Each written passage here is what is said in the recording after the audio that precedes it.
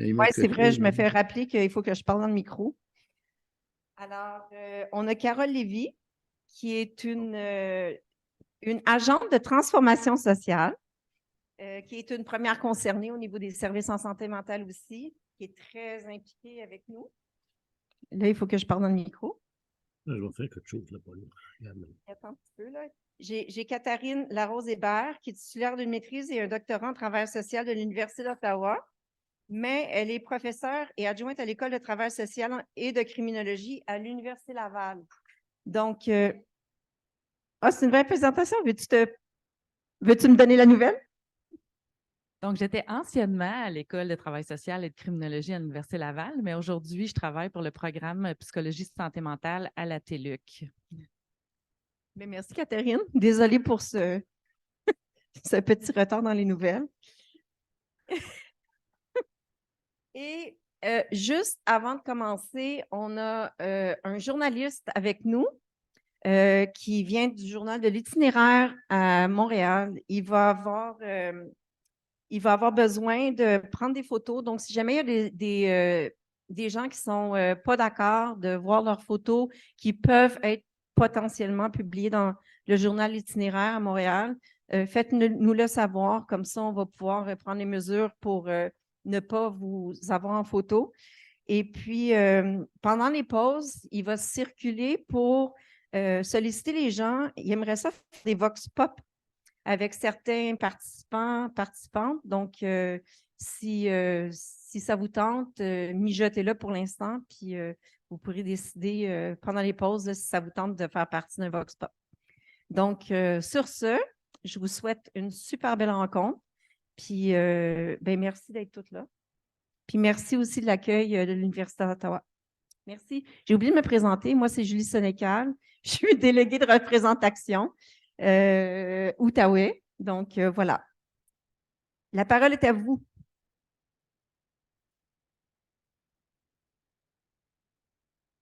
Donc, salut tout le monde. Merci d'être ici en grand nombre et en grand nombre sur les internets.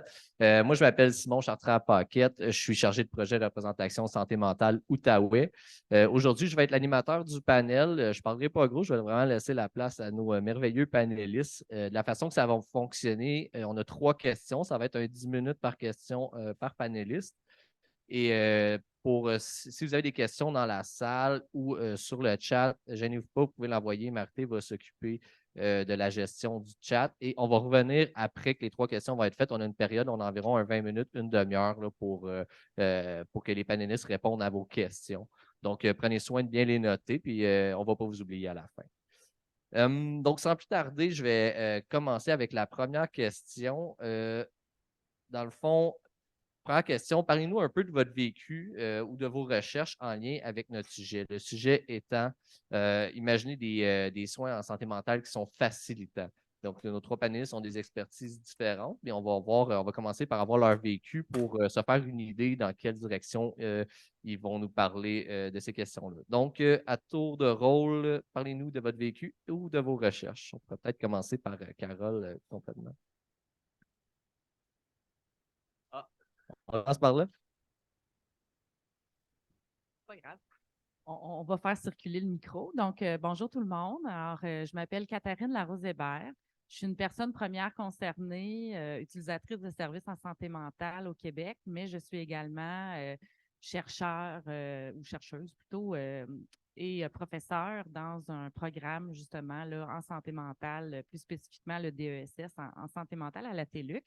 Donc, je me suis bien sûr spécialisée dans l'expérience, en fait, ce qui m'intéresse beaucoup, c'est la parole des personnes. Donc, je pense que c'est une des raisons pourquoi j'ai été invitée aujourd'hui. Donc, mettre vraiment en valeur les discours, les savoirs des personnes qui sont premières concernées pour réfléchir justement à des services là, qui peuvent tenir compte des besoins des personnes, puis qui peuvent vraiment favoriser là, le processus de rétablissement des personnes qui sont en contact donc avec l'univers psychiatrique. Donc, moi, si on regarde un petit peu mon parcours, alors c'est sûr qu'en tant que personne première concernée, j'ai quand même beaucoup de vécu là, dans les services, que ça passe par la psychiatrie, les services sociaux, l'hospitalisation, etc. Là. Donc, mon parcours d'utilisatrice de services en santé mentale a débuté là, à la fin de mon adolescence, donc autour de l'âge de 16-17 ans. Et encore aujourd'hui, ben, c'est un élément là, qui participe beaucoup à ma définition de moi, puis à mes engagements à la fois militants et mes engagements professionnels.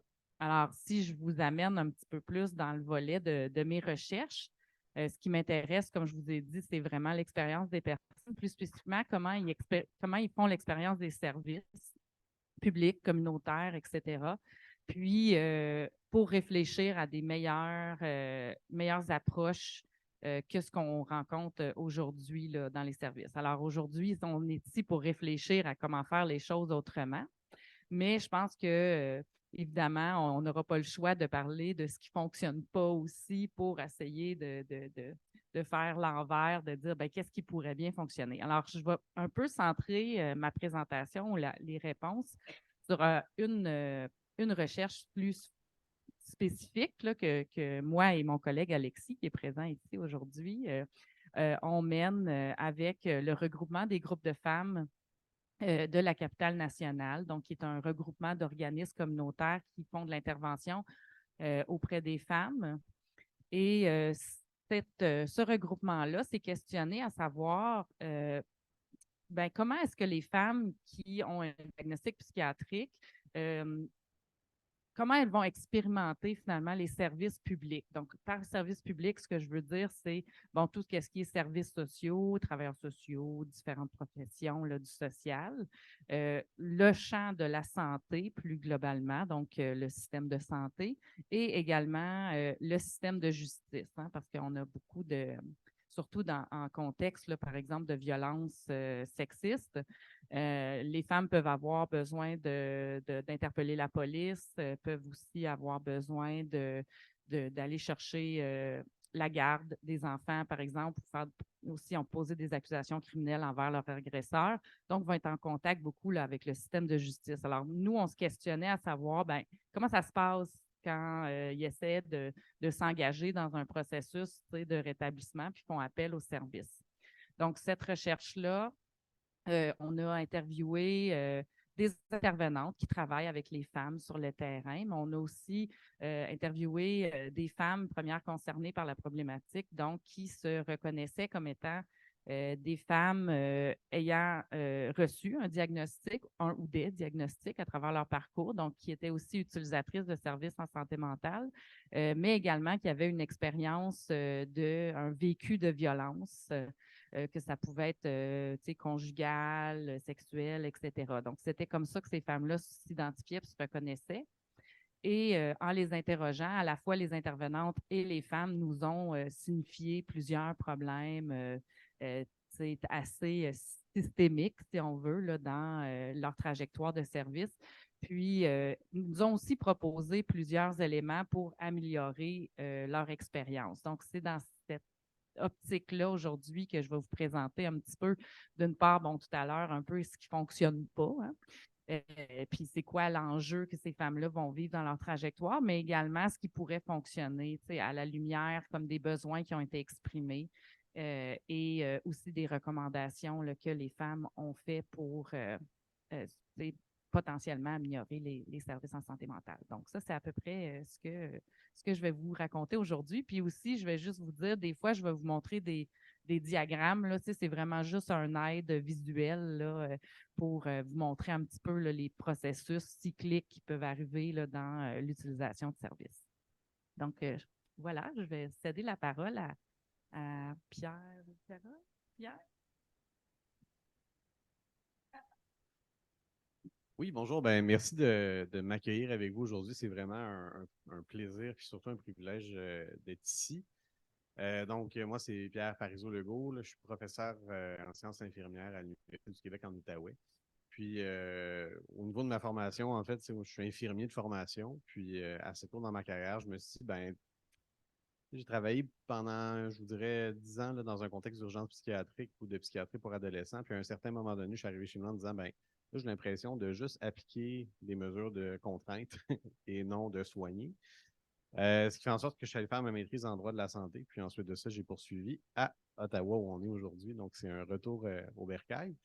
Puis, depuis les 10 dernières années, en fait, évidemment, ben moi, tu sais, quand on parle du vécu, tout ça, mon vécu est un vécu qui est professionnel. Donc, je pense que cette perspective-là, elle est importante à nommer. Puis, dans mes recherches, moi, j'essaie aussi de mieux la comprendre. Euh, Notamment parce que souvent, quand j'interroge les professionnels, on me dit, ah, ben, tu sais, j'essaie d'être un allié. Puis en même temps, moi, tu sais, je donne des cours d'éthique. Fait que je suis comme, ah, OK, ça veut dire quoi être un allié pour vous? Puis c'est là où on a droit à beaucoup de réponses diversifiées pour lesquelles ça me ferait un plaisir aussi de vous partager dans le cadre des panels, des questions, puis du Word Café cet après-midi, des choses qui, je pense, doivent être réfléchies. Donc, ça, c'est un peu pour le pedigree, je vous dirais. Donc, moi, j'ai évolué comme infirmier. Je crois à la contribution du personnel soignant dans l'évolution de la qualité des soins. En même temps, moi, j'étais ici aujourd'hui dans un événement qui est beaucoup centré sur la parole collective. Je me suis dit, est-ce que j'ai des choses à dire par rapport à ça? Puis quand on m'a posé la question de comment améliorer les services, je me suis dit, ben, avez-vous 4 jours? Donc, je pense que ça va être un dialogue qui est intéressant aussi en fonction de la diversité des perspectives. Puis moi, je vais beaucoup me centrer, puis je vais reprendre un peu la proposition de Catherine, mais je vais beaucoup me centrer sur deux des projets de recherche que je mène. Moi, j'ai plus une expertise médico-légale, donc vraiment de comprendre les interactions entre le droit puis le domaine de la santé. Puis c'est sûr et certain, quand on a la vision du droit, on se dit, ah, mais souvent, même mes étudiants me disent, ben c'est simple, tu sais, il faut respecter le consentement. Je suis comme, oui, OK, en théorie, c'est simple, mais en pratique, qu'est-ce que ça veut dire? Puis en même temps, on n'est pas des juristes non plus. Donc, moi, je ne suis pas intéressé à l'intention du législateur ou à la façon dont le gouvernement entendait les choses quand les règles ont été adoptées. Je veux juste m'assurer, puis je m'intéresse à la façon dont les gens comprennent le droit, l'appliquent au quotidien de leur pratique, puis sont capables aussi d'atteindre un idéal de l'intervention qui est conforme à leurs valeurs éthiques. Donc, c'est vraiment cette interaction-là qui m'intéresse. Donc, pour moi, le droit détermine pas grand-chose autrement que des principes généraux. Il fait toujours l'objet d'une interprétation, d'une appropriation par les personnes premières concernées, mais aussi par les intervenants du domaine de la santé qui ont leurs propres obligations par rapport à ça, puis qui se disent, OK, là, moi, j'ai un pouvoir entre les mains. Qu'est-ce que j'en fais de ce pouvoir-là? Puis ce qu'on voit quand on s'intéresse au droit en santé mentale plus particulièrement, et c'est le cas aussi du droit, mais dans d'autres domaines où on parle de personnes en besoin de protection, hein, par exemple la protection de l'enfance, la protection des personnes aînées, on voit que la loi finalement intègre beaucoup de concepts cliniques, hein, la dangerosité par exemple. Et là, ben, il peut y avoir deux interprétations différentes. L'interprétation purement juridique, puis l'interprétation que le professionnel de la santé ou l'intervenant va se faire dans le quotidien de sa pratique avec les contraintes avec lesquelles il doit négocier. Puis ce qu'on constate, c'est qu'il y a toujours une forme de pouvoir discrétionnaire. Hein, dans qu'est-ce que j'applique, comment je le fais, comment j'accompagne la personne là-dedans et compagnie. Donc, moi, c'est dans les dernières années, je me suis beaucoup intéressé à ça, c'est-à-dire l'éthique de l'intervention qui est derrière. Puis, aux leviers qui nous permettent de peut-être contrecarrer la violation systématique des droits humains dans un domaine aussi complexe, difficile, parfois même très souvent violent, qui est la santé mentale. Donc, j'ai une perspective un peu légaliste, mais qui part plus du bas vers le haut, c'est-à-dire comment tout ça s'actualise dans les relations entre le personnel soignant puis les personnes premières concernées et compagnie. Donc, on a mené dans les dernières années, en raison de ces préoccupations-là, deux projets de recherche assez importants. Le premier qui était sur le soutien à l'exercice des droits dans des périodes, dans des épisodes de coercition, donc de traitement imposé ou d'hospitalisation imposée au Québec. On a rencontré là, 39 personnes premières concernées, leur système de soutien, mais des intervenants aussi pour essayer de mieux comprendre les nuances associées à ça, puis d'où les personnes partent quand ils abordent ce sujet-là aussi. Puis on voyait qu'évidemment, il y avait des visions complètement opposées, mais en même temps, quand on les met en relation, je pense qu'on arrive à mieux comprendre les gros problèmes actuels de notre système de santé, de l'organisation de nos soins, qui finalement vont privilégier des modèles d'intervention uniques, très souvent biomédicaux, au détriment en fait d'une panoplie d'interventions qui pourraient être extrêmement pertinentes, mais qui tardent encore à faire leur chemin dans des établissements de santé là, qui sont des organisations très, très, très complexes. Donc, On a mené ce projet-là dans les dernières années. Ça a été un peu ralenti par la COVID, mais on a été capable là, de, premièrement, de documenter énormément de choses qui se passent mal en psychiatrie, notamment un sentiment d'abandon.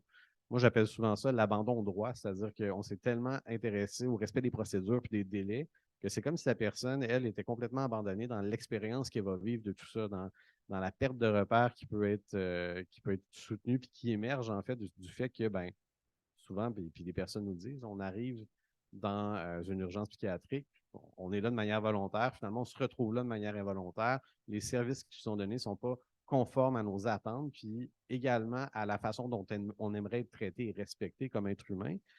Et ça passe toujours sous le couvert d'une non-adhésion. Donc, déjà là, il y a une certaine forme de violence symbolique qui est importante. Puis de l'autre côté, il y a des. Ça va?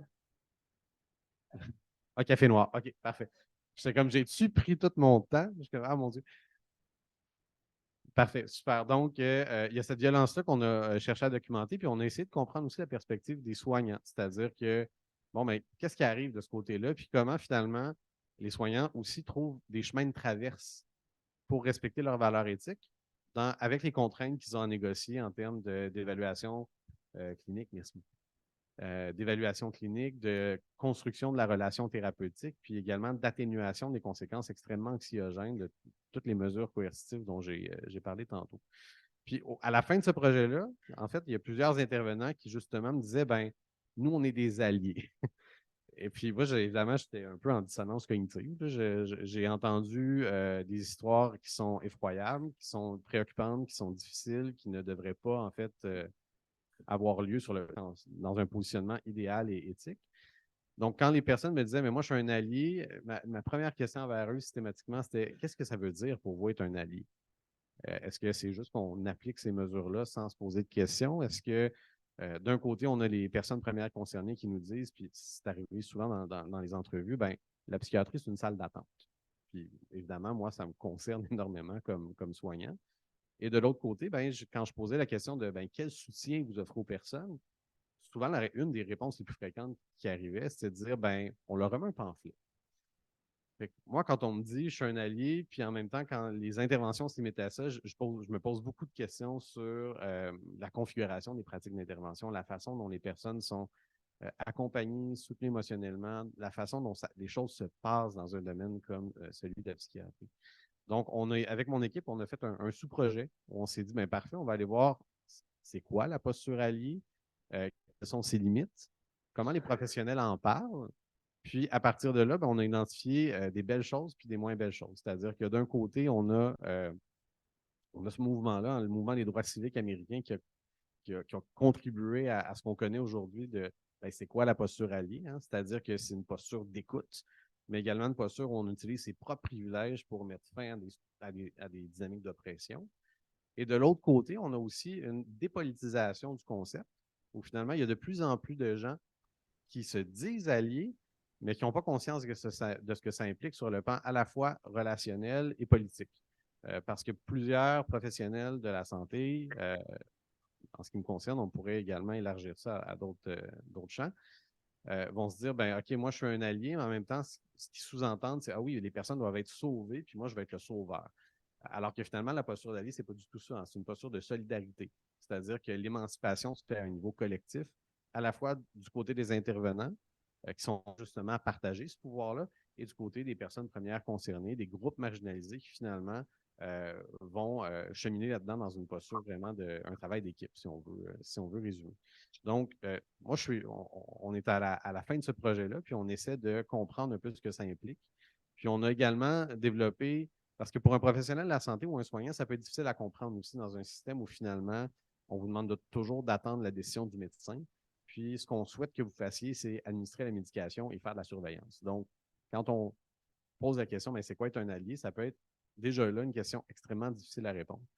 Fait que ce qu'on a essayé de faire aussi, c'est de mettre cette posture-là en relation avec d'autres types de postures qu'on a retrouvées que mon équipe et moi avons retrouvées dans d'autres projets de recherche.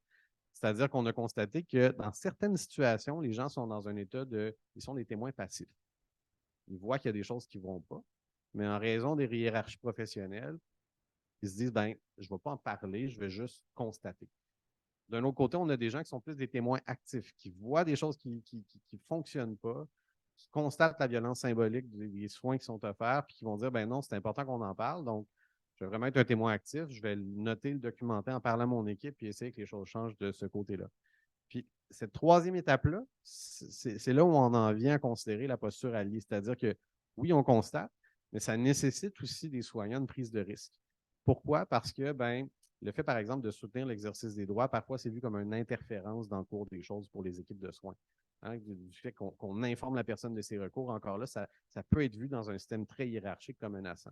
Donc, la posture alliée, c'est encore là, c'est un pas un peu plus loin qu'être témoin actif où on se dit, ben OK, là, il y a une prise de risque que je prends au bénéfice des personnes premières concernées, des groupes marginalisés où je suis en posture d'écoute, puis en même temps, j'essaie d'intervenir à l'intérieur même du système dans lequel j'évolue. Puis il y a la dernière étape de tout ça, c'est plus le fait d'être un complice, où là, la prise de risque est encore plus grande et ça nécessite aussi une extrêmement grande capacité réflexive d'affirmation de soi pour vraiment travailler sur les structures des systèmes. Je terminerai en disant, ben, moi, de mon côté, je parle toujours, puis cette position-là est critiquable, là, je vous le concède, mais de mon côté, le système ne se critique et ne se change jamais uniquement que de l'intérieur ni de l'extérieur. Pour moi, en fait, il faut travailler les deux côtés. Et je pense que ce concept-là d'allié est un bon reflet de ça. C'est-à-dire que d'un côté, on travaille à l'interne pour changer des choses qui ne vont pas, avec les limites que ça comporte. Et de l'autre côté aussi, on est capable d'établir, de concevoir, puis même de reconnaître la contribution de ce qui se passe à l'extérieur des établissements de santé, qui contribue à changer énormément les soins qu'on peut offrir aux personnes, dans la mesure où les communautés sont toujours extrêmement innovantes. Et je pense qu'on doit reconnaître ces innovations-là dans le contexte des soins qu'on va offrir. Donc, voilà, je vais m'arrêter ici. Je pense que j'ai fait mon. Merci.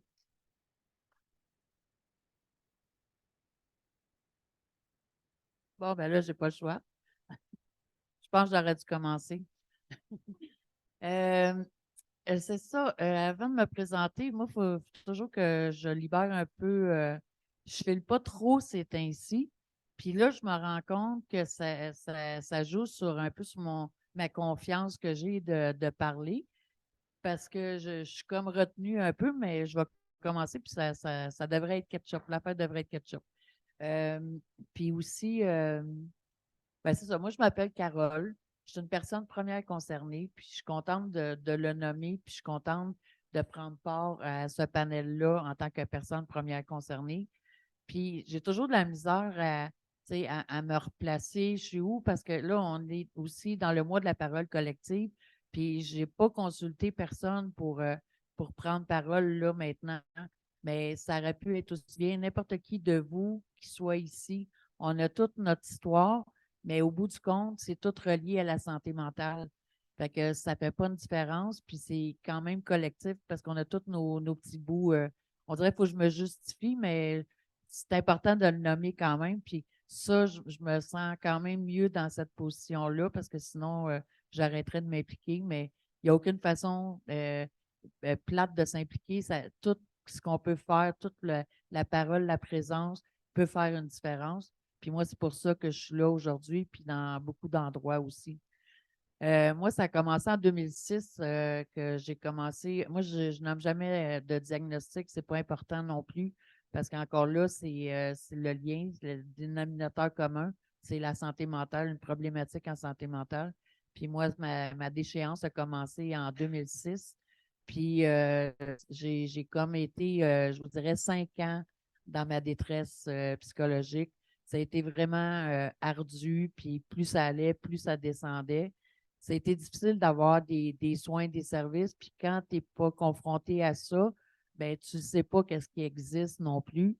Puis quand tu ne files pas, c'est difficile d'aller chercher de l'aide parce que tu ne files pas. Fait que, puis déjà, moi, je venais de vivre un accident de travail, puis je me battais contre mon employeur. Fait que c'était vraiment ardu de trouver quelque chose. Puis, mais il y a tout le temps ma petite phrase, fais un pas de plus, mais des fois, c'était difficile de la retrouver, cette petite phrase-là. Puis ça a pris comme 1 an avant que j'aie accès à un psychiatre. Moi, aujourd'hui, j'appelle ça un médecin de l'âme. Puis je n'étais pas nécessairement vraiment écoutée parce que c'était plus on essaye les médicaments, puis là, je comprends pas, je suis encore down, je file pas, je pleure tout le temps, j'ai plus le goût de voir personne, je m'isole. Ah, ben, on va changer le médicament. C'est sûr qu'elle faisait le mieux que qu'est-ce qu'elle pensait, mais ça ne fitait pas avec moi. Puis ça m'a amené jusqu'à l'hospitalisation. Puis ça non plus, ça ne m'a pas aidé parce que rendu à l'hôpital, tout ça, je pleurais, on m'a demandé si je voulais avoir quelque chose pour me calmer. Fait qu'on m'a donné une petite pilule. Puis j'ai comme perdu la carte là. C'était comme il n'y avait plus rien qui dérangeait, puis tout ça.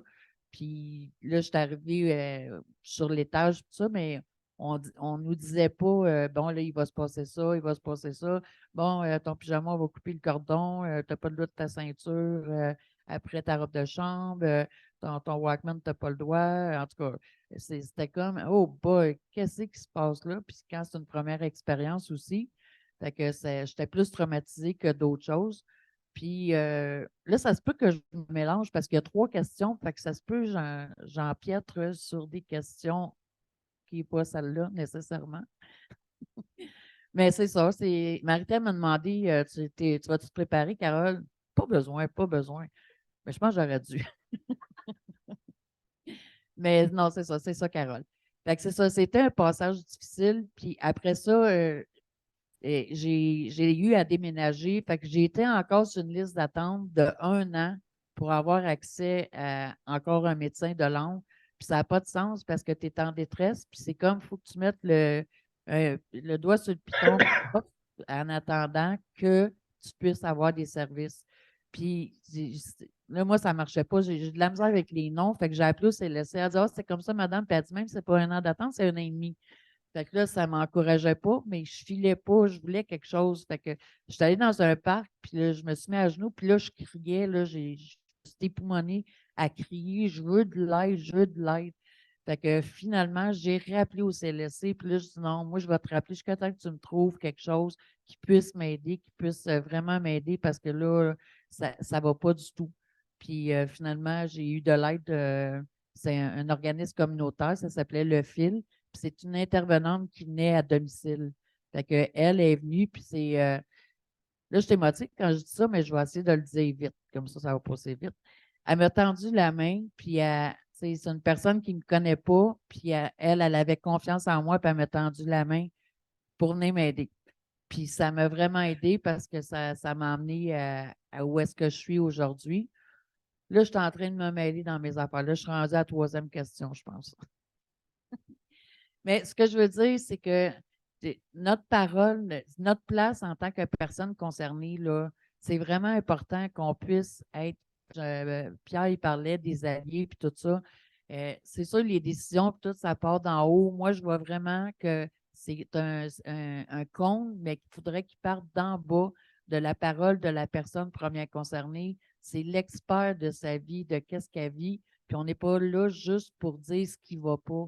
Mais on le sait ce qui ne va pas, mais on le sait aussi qu'est-ce qui pourrait nous aider. Fait que cette parole-là, cette alliance-là monte en haut, puis qu'elle monte en haut, puis que celui-là qui ne voit même pas quelle couleur qu'on est ou qu'est-ce qu'on vit, puis tout ça, qui ne voit pas ça, bien, en étant là, puis prendre en considération qui on est, notre expérience, bien, je pense qu'au bout du compte, ça pourrait faire des belles choses. Avant, il y avait les CLSC. C'était des alliés, les CLSC, tout ça, puis ça répondait beaucoup plus aux besoins. Là, il n'y en a plus, mais bon. Fait que c'est pas mal ça. Je vais sûrement revenir avec la première question dans la 2e, dans la 3e, mais je pense que je vais arrêter ici pour la première question. Je vous remercie de votre écoute.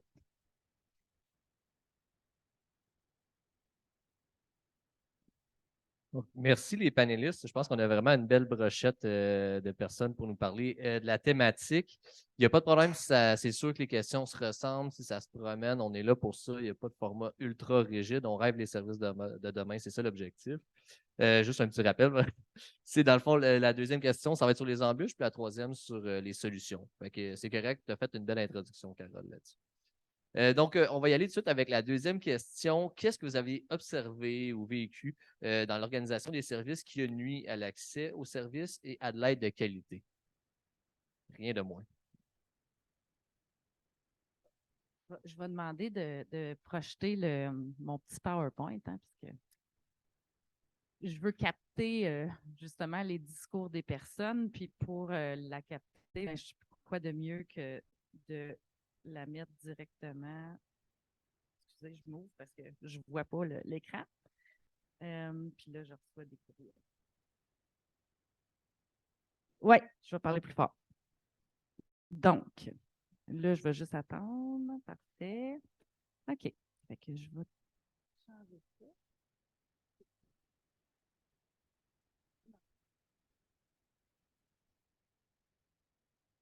Non. Ça marche pas.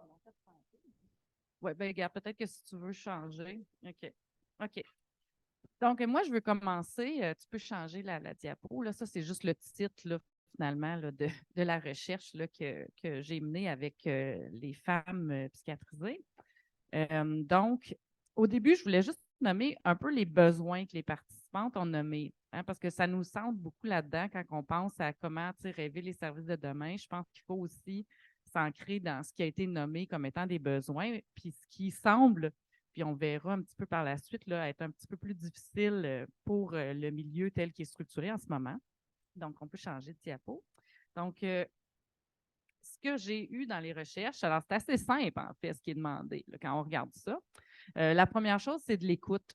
Hein? Les gens veulent être écoutés, veulent pouvoir raconter leur histoire dans leurs mots, raconter leurs expériences pour pouvoir contextualiser les enjeux de santé mentale qu'elles peuvent vivre ou les difficultés qu'elles rencontrent. Hein? Donc, c'est sûr que quand on ancre la maladie ou le mal-être comme étant un débalancement chimique dans le cerveau, puis qu'une pilule va régler ou régler en partie la situation, on peut sauter l'étape de je vais aller écouter c'est quoi que la personne elle a à me dire, puis comment elle explique ses difficultés pour peut-être trouver des solutions qui pourraient être autres que la pharmacothérapie. Alors, la première chose, c'était l'écoute. La deuxième chose qui a ressorti des résultats de recherche, c'est la reconnaissance. Donc, reconnaître, entendre, mais reconnaître que la personne a été victime, par exemple, de certains traitements injustes, de certaines violences, pour pouvoir, encore une fois, reconnaître que certaines des réactions peuvent être des réactions au trauma.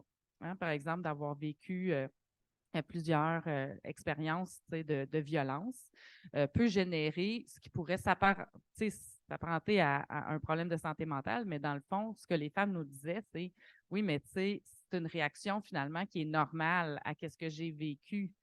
Donc, je veux être comprise puis reconnue comme étant une personne qui a été victime d'injustice. Alors, ça, c'était la deuxième étape. Puis finalement, de l'accompagnement, du vrai accompagnement. Donc, un accompagnement dans la globalité de la personne, pas juste avec un seul enjeu. Par exemple, tu sais, moi, je n'ai pas de logement. Bon, OK, fait que là, on va t'aider à trouver un logement, mais pendant ce temps-là, tu as aussi, tu sais, des difficultés au niveau de ton état de santé mentale. OK, bien, attends, là, on va shifter, on va aller sur ces besoins-là, etc. Donc, le travail en silo, ça, ce n'est pas quelque chose qui est apprécié. Les personnes aimeraient être accueillies dans l'ensemble des difficultés qu'elles vivent. Donc, on peut changer de diapo. Donc, je vous donne des extraits d'entretien, en fait, parce que je pense que c'est là où on peut mieux entendre qu'est-ce que les femmes vivent ou c'est quoi les embûches dans le réseau, finalement. Donc, les femmes ont parlé de leur expérience, de manière globale. Qu'est-ce que c'est quand on rentre dans un réseau de services publics? Alors, par exemple, José va nous dire il y a beaucoup d'individus qui vivent des détresses psychologiques importantes. Puis j'ai l'impression qu'ils ne prennent pas le temps. Les services publics ne prennent pas le temps d'aider ces gens-là. Ils vont pallier avec une médication. Mais je me dis, tu sais, si on prendrait le temps de les écouter, puis d'être là, puis de leur offrir des bonnes ressources, bon, en effet, ça pourrait peut-être faire une différence dans leur parcours. Joanne nous dit, c'est-à-dire que pleurer puis de me demander, bien, qu'est-ce que j'ai fait de mal? Pourquoi on m'abandonne? Parce que je me sens abandonnée et rejetée par le système. Donc, ça, c'est un espèce de sentiment. Là. J'ai sélectionné ces discours-là juste pour montrer un petit peu là, la détresse que les gens vivent quand ils sont en recherche de soutien. On peut aller à la prochaine. Donc là, c'est juste c'est très rapide. Alors que quand j'ai demandé aux femmes, pouvez-vous nous parler de comment ça se passe dans le grand système de la santé, si on veut, là? Donc, ils en ont fait une évaluation générale. Ils ont parlé énormément de leur psychiatre et également des médecins de famille. Donc, on va suivre avec la prochaine diapo. Donc, leur évaluation générale des systèmes, c'est un peu comme ça que ça se manifeste. Donc, Michel va souligner les difficultés d'accès aux services, les conséquences pouvant en découler. Donc, elle dit, fait que tu sais, le système de la santé, tu sais, il faut que tu pousses, tu pousses, tu pousses, tu pousses. Mais tu sais, à un moment donné, ne demandez-vous pas pourquoi que le monde se suicide. C'est tellement dur d'avoir des services. Donc, on voit que ça peut amener une grande détresse, les difficultés d'accès au système de santé. Ensuite, Suzy, elle, nous le raconte. Puis ça, c'est des discours qui sont revenus souvent. Mais je trouve que quand même, si j'avais fait quelque chose, que même si j'avais fait quelque chose de terrible, ce qui n'est pas le cas, je n'aurais pas mérité qu'on me traite comme ça. C'est pas humain, là. Je ne sais pas comment ils traitent les gens en prison. Honnêtement, je ne suis jamais allée en prison, là, mais j'ai l'impression que c'est pire que la prison. Donc, ça faisait partie beaucoup des discours là, quand on parlait du système de santé ou les services en santé mentale. Les usagères allaient vraiment nous nommer ça comme étant l'idée d'une prison là, quand ils sont hospitalisés. Alors, très rapidement, la prochaine, c'est juste, je mets ça un peu pour vous montrer qu'est-ce qu'ils pensent, qu'est-ce que les femmes ont à dire sur leur relation ou leur interaction avec les psychiatres. Donc, je trouvais que cette phrase-là était quand même assez graphique, là. Donc, elle dit, les dangereux, c'est les psychiatres. Ce n'est pas les pauvres personnes qui sont pognées là. La plupart ne sont pas dangereux, ils sont juste mal diagnostiqués, mal compris, puis surtout pas aidés parce que là-bas, il n'y a aucun soin. Donc, en se référant à l'hôpital. Alors, vous pouvez voir qu'on n'est pas très satisfait. Ensuite, si on parle des médecins de famille, qui, je dois le dire, dans les résultats, avaient un petit peu plus de nuances quand même là, par rapport à l'appréciation de l'accueil et du suivi que quand les femmes nous parlaient de leur relation avec les psychiatres. Alors, ici, Josée nous dit, fait que ça, je n'aime pas ça parce qu'ils ne prennent pas le temps vraiment de savoir ce qui s'est passé. Puis tu sais, même avec mon médecin, ce n'est pas même 30 minutes là, que je le vois. Fait que c'est froid, c'est pas vraiment chaleureux. J'ai l'impression que je ne suis pas écoutée, que c'est axé sur la médication que sur mes symptômes. C'est vraiment, tu sais, c'est comme si on fait une liste, là, genre, c'est quoi tes symptômes? OK, bon, il faut du Celexa, nanana, prends ça, d'ici un mois, ça va aller mieux, merci, bonsoir. Donc, on voit qu'il y a le volet un peu expéditif, hein, puis le sentiment, encore une fois, de ne pas être écouté apparaît. Donc, on peut aller pour la prochaine. Alors, je ne sais pas si j'utilise trop de temps, là, mais vous me le direz. Je suis rendue où? 2 minutes. Okay. Fait que rapidement, tu sais, pour le secteur de la justice, je vais vous montrer des petits extraits aussi, puis on n'aura peut-être pas le temps de tout voir, mais tu sais, au moins, je vous aurai amené à quelques petites évaluations. Donc, leur évaluation générale, en fait, ce qu'on se dit, c'est qu'on n'est pas tous égaux face à la justice. C'est ça que je veux dire. Donc, c'est un peu le sentiment général que les femmes ont manifesté. Je vais ressauter ici là, les différentes sections juste pour arriver aux conséquences. Fait que, plus loin. OK, conséquences. Bon, on peut revenir de 1 en arrière. Ah, bon. OK. Donc, qu'est-ce que, là, juste un autre en arrière. C'est marqué conséquences. Voilà. Donc, encore une fois, ça, c'est une synthèse très brève, mais bon, avec ce qu'on a vu, puis l'expérience que les femmes ont témoignée, par exemple, dans les services en santé ou dans le réseau de façon plus globale. Alors, les conséquences que ça a, ces interactions-là, c'est en fait, bien, ça crée la méfiance. Donc, les femmes vont se dire très méfiantes. Alors, même s'ils se font donner des conseils, par exemple, ou ils essayent d'être accompagnés, bien, s'ils ne sont pas écoutés, évidemment, même si ça serait un bon conseil, c'est difficile de le suivre parce qu'on ne peut pas en créer, on ne sait pas vraiment encore si la personne est capable de reconnaître notre expérience, puis vraiment, ça va être utile. Donc là, ça fait beaucoup de méfiance. On ne croit pas les gens, on n'ose pas aller dans les services parce qu'on a eu des mauvaises expériences potentiellement. Un autre élément, c'est de la peur.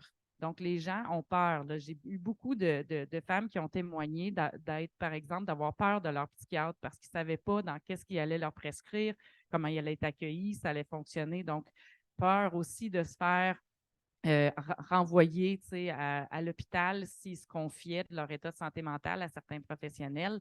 Donc, vraiment, cet élément-là qui est une conséquence des interactions difficiles qu'elles ont dans les services. Et l'autre qui apparaissait, c'est l'évitement. Donc, on va juste carrément essayer d'éviter tout ce qui est service public, en, par exemple, portant pas plainte à la police. Donc, en faisant pas donc d'accusation, en se pliant un peu à certains comportements des professionnels parce que les expériences sont trop négatives.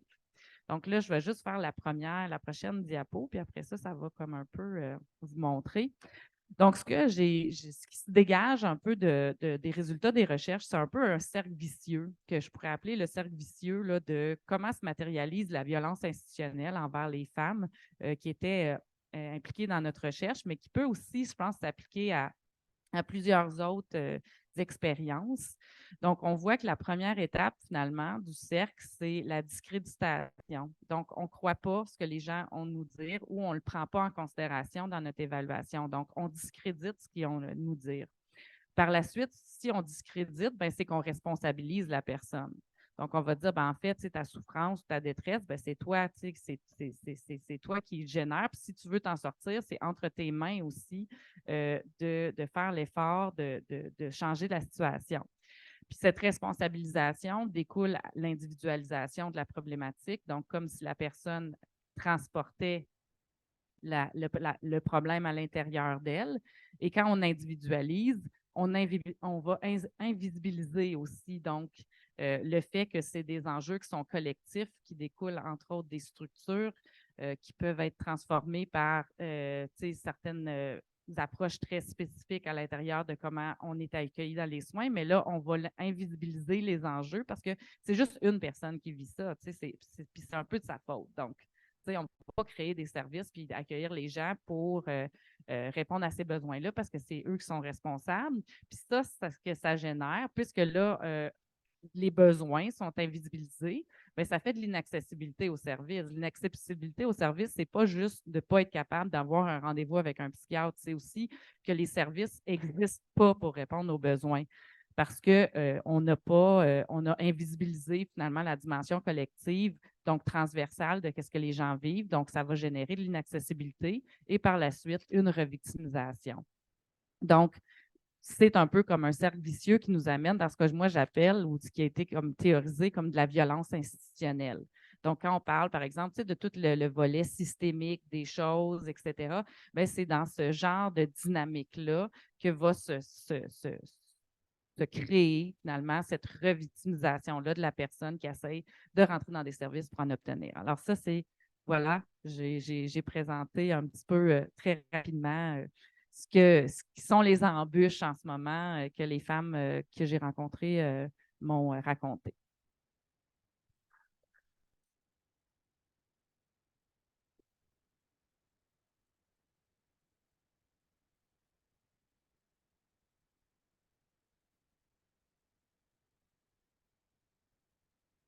Donc, là, je suis plus prête que tantôt. Là. Je suis réveillée. Là. Mon café, il rentre. Là encore, ça se peut que je chevauche avec la question numéro 3, mais ce n'est pas grave. Dans le fond, c'est sûr que les embûches, il y a beaucoup le manque de services. Ça diminue tout le temps les services, puis ça rallonge les listes d'attente. Il y a aussi, là, on parle beaucoup d'auto-soins, mais l'auto-soin, ce n'est pas nécessairement efficace pour tout le monde, mais on dirait que vu qu'on propose cette méthode, on oublie plus la méthode humaine là, avec des rencontres. Aussi, qu'est-ce qui est nuisible? C'est quand tu vas voir un médecin de l'âme ou un autre médecin, c'est intimidant aussi de rencontrer cette personne-là. Puis tu te sens vulnérable, fait que son langage puis sa façon d'être, ça peut te faire te refermer. Donc, c'est difficile d'avoir un contact. Puis souvent, c'est pas un monologue, c'est un dialogue qu'il faudrait qu'on aille. Mais souvent, c'est un monologue. Donc, on n'a pas de place pour se dire. Aussi, l'autre chose qui est importante, c'est de prendre les gens dans sa globalité. Parce que c'est sûr que ça peut faire une différence. Je vais donner juste un exemple que j'ai vécu. Moi, j'ai eu un anévrisme à la heure du cœur, puis elle était assez grosse, mais elle ne savait pas. Mais quand je suis arrivée à l'hôpital, tout ça, on m'a arrêté, je prenais du Ritalin. Mais c'est sûr que le Ritalin puis mon anévrisme, ça ne fitait pas ensemble. Mais si on m'aurait pris dans ma globalité puis qu'on aurait vu ça, bien, ça serait sûrement, bien, pas nécessairement que pas eu d'anévrisme, mais disons que ça ne l'a pas aidé à la rapetisser. Fait que, puis mon médecin, après de l'âme, il s'excusait, mais il n'était pas responsable de ça. Mais s'il y avait eu une idée de la globalité de ma santé, c'est sûr que ça aurait évité ça. Puis comme les reins aussi, souvent les médicaments, ça affecte les reins puis tout ça, mais si tu ne sais pas que tu as une faiblesse au niveau des reins, ben non, tout va bien. Mais dans le fond, ça peut affecter aussi. Il y a la stigmatisation aussi qui est un frein. C'est à ne pas s'y méprendre, là. C'est un gros enjeu, là, la stigmatisation. J'ai déjà fait une entrevue dans mes débuts avec Le Devoir, puis moi, je l'ai dit, je ne parle pas de diagnostic, mais le titre qui s'était marqué, c'est la vie d'une, trois petits points avec mon diagnostic. Ben, j'étais choquée de voir ça parce que, tu sais, c'était pas ma personne. Fait que j'ai lu l'article, là, puis elle a comme déformé mes propos. Il y a des choses que j'ai dit, je te le nomme, mais je veux pas que ça soit écrit. Puis elle l'a noté, elle l'a écrit pareil. Fait que ça m'a frustrée, là. Fait que j'ai eu comme pas une bonne image de la façon qu'on représente la parole qu'on dit. Tu sais, on dit quelque chose, mais ça sort autrement. Fait que, il y a ça. Il y a aussi la sectorisation. Ça, c'est vraiment un enjeu, là, c'est compliqué. Moi, j'habite Saint-Jérôme, puis mon médecin de l'âme, il est à Montréal. Puis ça fait depuis, pas le début, là, mais ça fait peut-être une douzaine d'années que je l'ai. Ça fait 5 ans que j'habite Saint-Jérôme. Mais là, depuis quelque temps, mettons, ma prescription est terminée. Puis habituellement, 3 jours après, la pharmacienne elle y écrit. 3 jours après, j'ai ma prescription.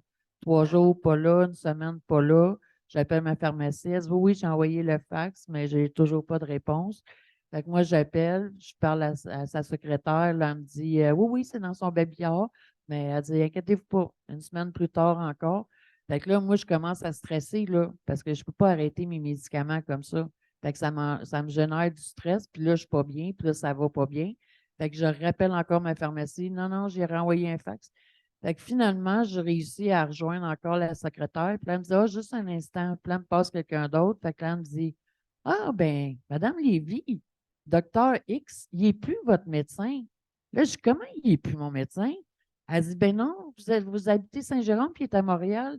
Là, je vais ménager mes mots, là, mais c'est comme j'ai dit, je les connais, mes droits, puis vous n'avez pas le droit de me faire ça. Ben, vous avez juste à aller à l'urgence, puis ils vont vous les prescrire, vos médicaments. Hey, là, j'étais bouleversée. Là, j'ai raccroché, puis là, j'étais tout en envers, puis tout ça. Puis comme je vous disais tantôt, moi, les noms, ça ne marche pas. Fait que là, j'ai rappelé. Fait que là, j'ai dit, moi, je veux un rendez-vous avec mon médecin. Fait que là, elle dit, ben, c'est pas, je vous ai dit, c'est pas votre secteur. Ben, je vais voir les lois parce que tu n'as pas le droit de me faire ça. Fait que finalement, elle m'a donné un rendez-vous avec mon médecin. Puis quand il m'a parlé, il dit, je vous jure, Madame Lévy, j'ai jamais dit ça. Il dit, je ne vous laisserai pas tomber, tout ça. Mais c'est juste que moi, je ne suis plus capable de communiquer avec lui.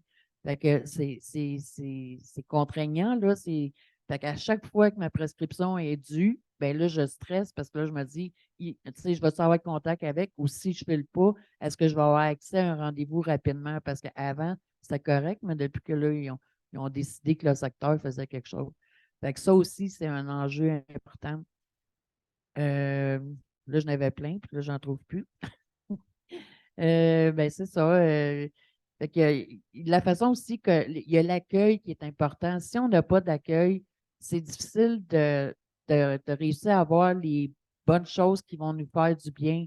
Parce que si on ne nous entend pas, ben, on ne peut pas avoir les bonnes choses. Puis je trouve aussi qu'à l'hôpital, à mon passage, je trouvais qu'on était laissés à nous-mêmes. Puis que ça, c'est quand même difficile. J'aurais aimé ça sortir puis avoir comme un filet de sécurité d'avoir fait quelque chose autre que genre tourner en rond puis de regarder les autres. Fait que bon, ça, je vais revenir tantôt avec les services. Vous voyez, là, je suis déjà en train de me mêler. Fait que c'est ça. Il y a beaucoup de choses, là, il y a beaucoup d'enjeux, puis il y a beaucoup de choses qui nuisent vraiment au service. Puis là, il y a aussi là, le. Non, je le dirai après. Fait que je vais passer la parole à Pierre, fait qu'on va peut-être sauver du temps. Fait que à tantôt.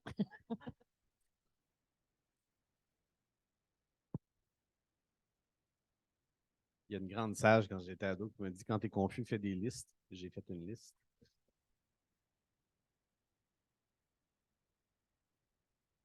Pas long. Je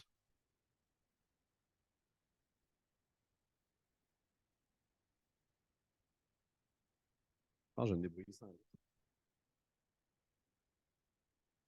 Voilà, c'est bon. Ben, pour répondre à cette question-là, je pense qu'il n'y a rien de mieux qu'une anecdote pour illustrer le propos. Tu sais, moi, j'ai pendant longtemps été infirmier de liaison en psychiatrie. Puis est arrivée une réforme qui, disait-on, n'affecterait jamais la qualité des soins aux personnes. Euh, donc, la réforme arrive, puis je pense du jour au lendemain, dans un délai d'environ 6 mois, c'est comme infirmier de liaison, où on est extrêmement dépendant des pratiques de solidarité qu'on crée avec des organismes, avec des services, avec la communauté, tant à l'intérieur des établissements qu'à l'extérieur. Parce que nous, notre rôle, c'est vraiment, oui, d'évaluer, mais de s'assurer aussi de trouver le bon service au bon moment, à la bonne intensité. Et là, cette réforme-là arrive et ça a tellement été, je vous dirais, violent que du jour au lendemain, j'ai perdu peut-être 80% de ce que moi j'appelais mes chemins de traverse. C'est-à-dire qu'il y a toujours la façon procédurale de faire et il y a toujours aussi le téléphone à côté puis les gens qu'on connaît qui nous permettent que les choses se fassent. Je ne sais pas si vous comprenez un peu, là, mais je suis peut-être pas clair, là, mais il y a vraiment tout l'aspect de la trajectoire de soins qui finalement marche la moitié du temps. Et de l'autre côté, ben, des fois, on prend le téléphone en disant là, c'est une situation exceptionnelle, comme toutes les situations. J'ai besoin d'agir maintenant, j'ai besoin d'un service, de mobiliser un filet de sécurité autour de la personne. Puis, du jour au lendemain, comme tout le monde a changé de poste très rapidement, j'ai perdu mes chemins de traverse, ou ce qu'on appelle souvent les discussions de cadre de porte, qui sont des fois un peu plus efficaces que le fax, même la majorité du temps. Et ça, je vous dirais que c'est un des éléments qui encore aujourd'hui m'étonne, c'est je pense qu'il y a une méconnaissance du travail d'organisation qui doit être fait, puis de liaison entre la communauté et les services des établissements de santé pour qu'on puisse arriver là, à bien répondre aux besoins de la personne. Donc, euh, bon, il y aura d'autres réformes sans doute, heureusement ou malheureusement, mais je pense que de valoriser ce travail-là me semble extrêmement important. Il faut garder en tête aussi qu'à l'heure actuelle, j'ai regardé la semaine passée en prévision de la journée d'aujourd'hui, mais à votre avis, il y a combien de personnes sur liste d'attente pour les services de santé mentale au Québec, première, deuxième ligne? Ah, il y a quelqu'un qui s'est bien informé. C'est plus de 20 000 personnes en attente actuellement, et ce chiffre-là, là, depuis environ un an, est stable. Donc, il ne diminue pas. Donc, c'est plus de 20 000 personnes qui sont en attente. Et ça, dans ces 20 000-là, évidemment, on ne compte pas ceux qui vont consulter au privé, donc qui ne feront pas de demande au public. Et on ne compte pas non plus ceux qui ne feront pas de demande parce que, comme Carole le disait, il y a tout l'aspect de la stigmatisation aussi qui, des fois, hein, nous empêche ou nous fait hésiter de demander des services. Donc, les implications concrètes de ce chiffre-là sont assez simples, en fait. C'est qu'on intervient toujours en mode de crise. Si on n'est pas capable d'offrir des services en temps opportun, c'est qu'à un moment donné, il y a certaines situations, plusieurs d'entre elles, qui vont dégénérer, puis finalement, on va toujours intervenir dans un mode d'urgence. Et ça, je pense que c'est un des très grands problèmes. On a un sous-financement des services de santé mentale, puis des services psychosociaux en général, ce qui fait en sorte qu'on est toujours dans ce mode-là, où finalement, puis encore là, moi, je suis orienté par mes travaux, mais les mesures contraintes vont devenir un outil de travail beaucoup plus qu'une exception parce qu'on est toujours en train d'agir pour répondre à cette crise-là qui, bien souvent, pourrait être évitée. Ce qu'on voit également, c'est que même si vous prenez par exemple l'urgence, ben, si vous arrivez avec une problématique de santé mentale, les systèmes informatiques en place font que ça sera systématiquement pas priorisé en termes d'attente, puis de triage et compagnie, parce que les infrastructures hospitalières ont été pensées pour le physique. En termes de priorisation, c'est le cas, c'est-à-dire qu'on va prioriser, puis je pense qu'on peut le comprendre, un problème respiratoire ou circulatoire va être priorisé en termes de chances de survie et d'intervention, mais ça a un effet aussi collatéral du fait que la santé mentale est un peu, et souvent en fait, passe en arrière-plan de tout ça. et crée un autre problème en termes d'accès aux services. Et Catherine l'a bien dit dans les résultats que tu as présentés. L'ensemble de cette situation-là va créer ce que Philippe Varin appelle une situation de non-recours aux services. Donc, finalement, on crée des services adaptés à des personnes qui n'adhèrent pas à ces services pour plein de raisons. Parce qu'ils ont eu des mauvais traitements, parce qu'il y a la crainte de stigmatisation, parce que des fois, même les seuils d'accès aux services sont trop élevés ou sont contradictoires. Je prends l'exemple de tout l'aspect de comorbidité entre dépendance, troubles de santé mentale. On voit que c'est à un moment donné, c'est le fou la poule. Hein. On a de la misère à s'orienter puis à offrir le bon service parce qu'il y a des critères d'exclusion qui font en sorte que les gens ne se trouvent plus dans une capacité d'offrir le service et d'intervenir. Et ça, c'est un autre aspect que je pense qui est important. Puis c'est un constat que je fais plus dans ma profession, mais on évalue beaucoup. On sait comment évaluer. Est-ce qu'on sait comment intervenir? Ça, c'est l'autre question que je me pose et à laquelle j'ai pour l'instant pas de réponse. C'est-à-dire que moi, je m'occupe de la formation des infirmières praticiennes notamment. Puis, souvent, dans les examens, ben, on va avoir des cas cliniques. Bon, ils savent comment intervenir en termes d'ajustement de la médication. Je suis comme, ben, OK, qu'est-ce qu'on fait d'autre? Parce que dans plusieurs cas, en fait, la médication n'est même pas une première intention. Là. Ça va être une intervention psychosociale qu'on va privilégier en premier. Quand je demande aux personnes, ben, quels sont vos constats, aux infirmières, quels sont vos constats puis comment on intervient, bien souvent, bon, l'évaluation se fait bien, mais l'intervention, souvent, on va me répondre, ben, on va référer au CLSC pour une psychothérapie. Parfait. 20 000 personnes sur la liste d'attente, tout va bien aller. Donc, j'ai l'impression ici qu'encore une fois, puis je pense que c'est un effet de la sectorisation et du cloisonnement des services, c'est comme si on décapitait un peu l'intervention. Hein. On évalue d'un côté, on essaie d'intervenir de l'autre. Les services ne se parlent pas nécessairement. C'est des établissements de santé qui sont typiquement très turbulents, c'est-à-dire que les gens, à un moment donné, il faut qu'ils se parlent, mais ils n'ont pas nécessairement le temps de se parler. Donc, on est ici dans c'est ça, une désorganisation contrôlée, si on peut dire. Et j'ai l'impression qu'en termes d'intervention, comme on valorise beaucoup tout ce qui relève de la médication, puis ici, encore là, pour certaines personnes, ça marche, pour d'autres, ça ne marche pas. Le problème, je pense, se situe plus au niveau du modèle unique dont on fait la promotion. C'est comme si on demandait à tout le monde d'adhérer au même modèle et que et finalement, quand on constate les limites de ce modèle-là, ben, on est dans une incapacité de faire autrement. Je pense que ça doit être considéré aussi dans ce qu'on va mettre de l'avant, valoriser comme mode d'intervention qui vont au-delà de la pharmacothérapie, par exemple, qui concernent un peu plus le soutien, l'accompagnement, le fait de comprendre l'expérience que vit la personne aussi dans ses mots et à partir de ses besoins.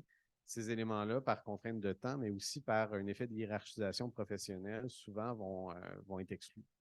Et ça, je pense que c'est un autre élément à prendre en considération, puis je m'arrêterai peut-être là. Mais cette hiérarchisation professionnelle-là, qui est très médico-centrée, je pense qu'au final, elle va nous nuire également, dans la mesure où ça va nous priver d'un accès au service qui est un peu plus décentré, qui est un peu plus aussi diversifié en termes de mode d'intervention, au profit finalement c'est toujours la même chaîne d'intervention. Hein. On sait quoi faire, mais on doit attendre la prescription médicale ou on doit attendre l'ordre de quelqu'un qui nous vient dans quelque part. Et ça, je pense qu'au final, ça va simplement créer de l'attente supplémentaire, de l'insatisfaction, puis notre incapacité d'intervenir en temps opportun. Donc, moi, je vais m'arrêter là pour l'instant.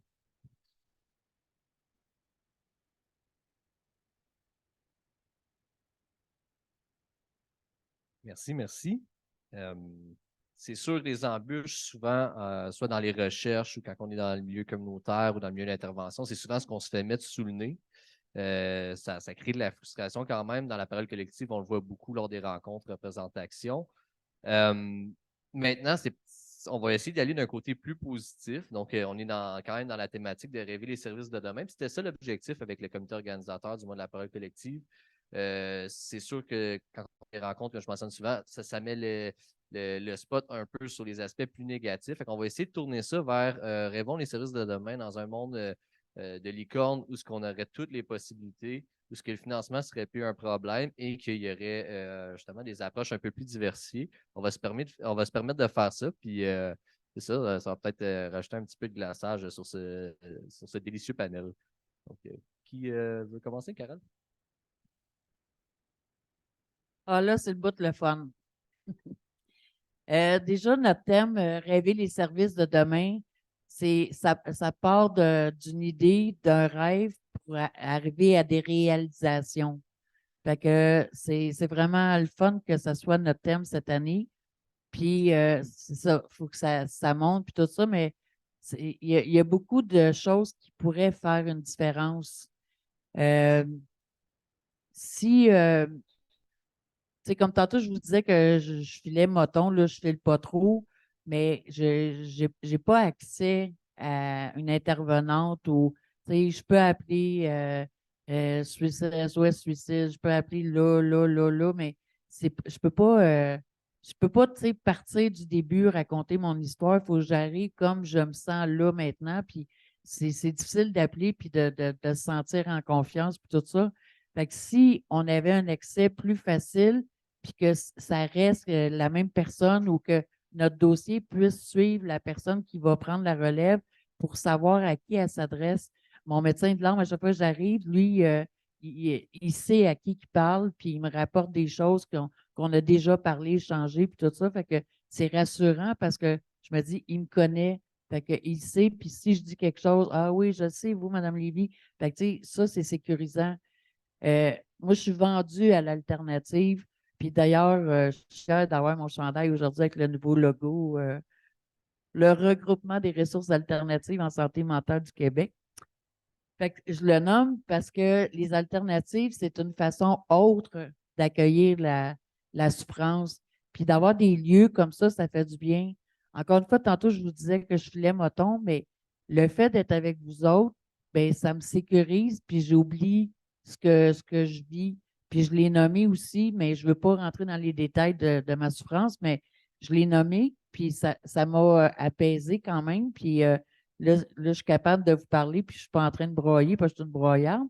Mais c'est ça. Mais ça me fait du bien. Fait que pour moi, ça, c'est une alternative aussi qui fait du bien. Euh, il y a aussi, là, je ne sais pas pourquoi je tourne en rond de même, j'ai plein d'affaires à vous dire. Euh, je pense que je vais passer le micro, puis je vais revenir. Là, je me sens mêlée en ce moment. Excusez. Fait que je vais revenir, je vais passer le micro à quelqu'un d'autre, puis je vais revenir. Ben, super, merci. Ben, moi, je pense que je vais y aller sur deux pans. Tu sais, je vais vous montrer un peu ce qu'on a imaginé avec les femmes qui pourraient être une façon, tu sais, de cesser là, ou de contrer cette violence-là tu sais, systémique qu'elles vont vivre dans leur recherche de services. Pour un peu aussi vous parler, tu sais, de comme qu'est-ce que moi j'ai trouvé dans mon parcours qui a été comme aidant puis facilitant pour arriver, tu sais, à un meilleur, bon, on va nommer le mot équilibre, là, même si c'est un peu inconfortable, mais dans mon processus de rétablissement.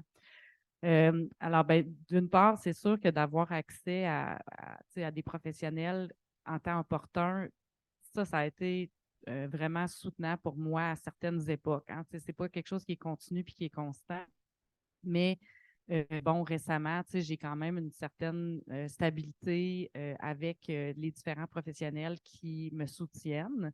Alors, comme Carole a dit, tu sais, dans le fond, ça permet, quand ça fait 3, 4 ans que tu es avec la même personne, tu n'as pas à répéter ton histoire constamment, puis tu es capable de, oui, t'ancrer un petit peu plus dans l'ici maintenant, puis trouver des solutions pour toi. Parce que tu n'as pas à raconter encore toute l'histoire, puis aussi à faire face à différents jugements, parce que tout le monde a un peu son interprétation. Fait entre professionnels, c'est pas toujours le même accueil qu'on reçoit par rapport à nos difficultés. Fait que quand on en trouve un ou une qui sont soutenants, on veut les garder. Alors, quand je pense à des services, moi, tu sais, par exemple, qui pourraient être soutenants, que j'aimerais recevoir d'une part, je pense que si je peux nommer en Outaouais, bien, ça serait un vrai centre de crise, là. Parce que, évidemment, des fois, on peut être dans une situation où on est vraiment en grosse détresse, là. Puis, ben, là, avec le 811, moi, jusqu'à maintenant, dans mon parcours, je n'ai pas trouvé que c'était très aidant.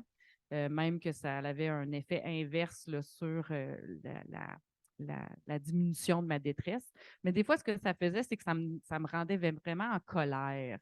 Fait que ça, c'est un autre sentiment aussi là, que je pouvais vivre qui me sortait temporairement de ma détresse, mais ce n'était pas tout à fait là, nourrissant non plus. Là. Donc, un centre de crise qui est vraiment là pour nous écouter, puis qui n'est pas, bon, un peu comme quand tu vas chez le médecin, tu as juste le droit de parler de un de tes problèmes, tu sais, à la fois, puis prendre un autre rendez-vous quand tu as besoin d'avoir, tu sais, justement, je pense que la globalité, l'accueil, puis, tu sais, on sait qu'est-ce qui fonctionne, là. On sait les services qu'on a besoin. Il faut juste, tu sais, il faut juste, dans le fond, nous écouter. On va vous le dire, qu'est-ce qui est aidant, puis qui est soutenant, tu sais. Puis moi, j'aimerais ça, des fois, pouvoir juste appeler, oui, même si c'est en plein milieu de la nuit, parce que je suis en train de faire une crise, puis que j'ai besoin de juste quelqu'un qui me calme. Parce que c'est ça que j'ai besoin à ce moment-là. Je n'ai pas besoin de faire une évaluation de mon risque suicidaire, là. Je veux juste être accueillie puis soutenue dans le moment pour, tu sais, faire un petit peu de distance sur comme l'expérience. Tu sais, ça serait un élément là, que je souhaite pour l'Outaouais. Puis, je vais vous montrer un petit peu, peut-être, si on peut aller, là, juste rapidement, tu sais, comme mon petit graphique. Là. Moi, j'aime bien ça, les graphiques. Là. Fait que je trouve que c'est visuel, puis ça permet de... Donc là, on a vu le cercle vicieux tantôt, là, qui est comme assez négatif. Mais là, si on fait, je pense que c'est 3 diapos après. Là. Ouais, non, c'est ça, 2. Alors là, ça, c'est le cercle vertueux. Donc, c'est, dans le fond, je me suis dit, qu'est-ce qu'on pourrait faire? Tu sais, donc, la première étape, tu sais, tantôt, on parlait tu sais, de la discréditation, tu sais, comment quand on parle, par exemple, tu sais, de notre expérience, tu sais, on va se dire, bon, c'est un symptôme de la maladie, tu sais, entre autres, là, tu sais, je pense qu'on se fait dire ça souvent, là, tu sais, je veux dire, juste le refus de soins ou le fait de ne pas reconnaître qu'on a un certain diagnostic, parce que, tu sais, des fois, ça n'a pas rapport, ils nous disent n'importe quoi, là, tu sais. On ne se reconnaît pas pantoute dans ce diagnostic-là, mais c'est pas parce que c'est pas parce qu'on est résistant ou on est, on n'adhère pas au traitement, là. C'est juste parce qu'on ne se reconnaît pas là-dedans. Puis de toute façon, ils ne nous ont pas écoutés. Fait que, comment est-ce que je peux le prendre au sérieux, surtout quand j'ai fait mes recherches, puis on a quand même une idée.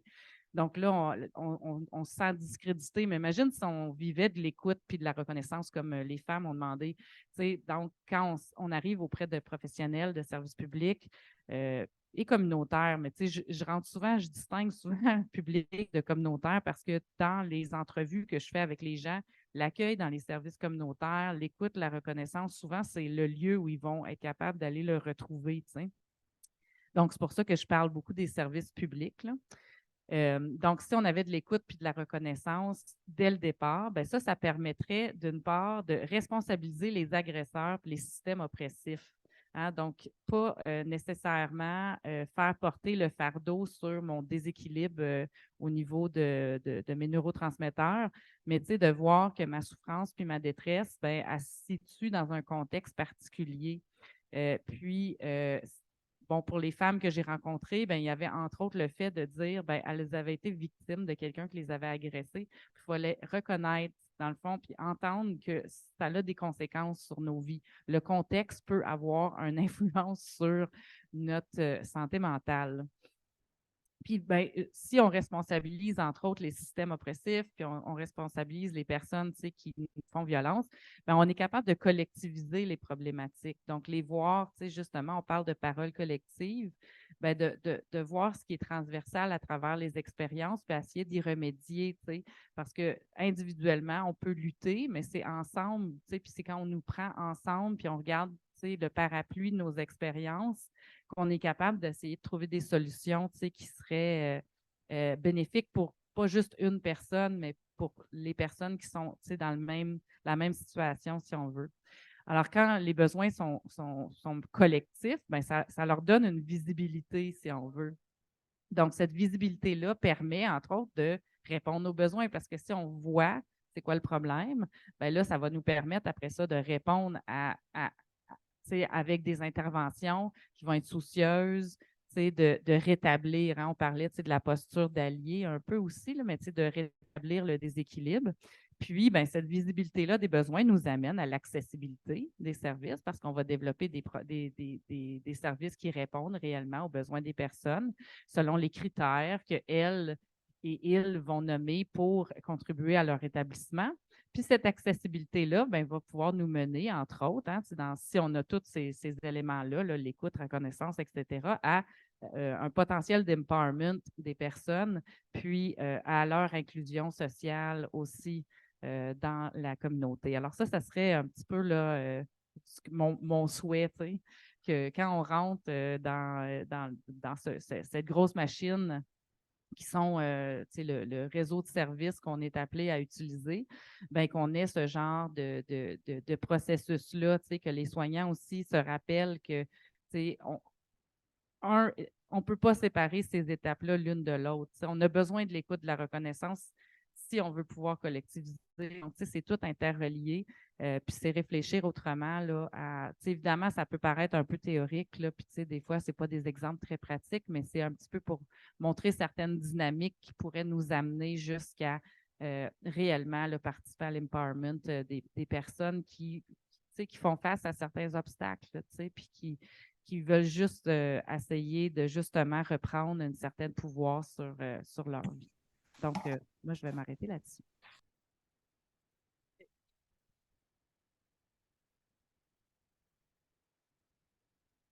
Tantôt, je m'étais ralentie quand je parlais de l'hôpital, puis je parlais du filet de sécurité. Si à l'hôpital, il y avait un endroit, une salle, puis qu'on peut se retrouver là, puis avoir comme des outils de quand on va sortir de l'hôpital, on se note des références, on se nourrit un coffre à outils, mais avec les conseils qu'on peut avoir.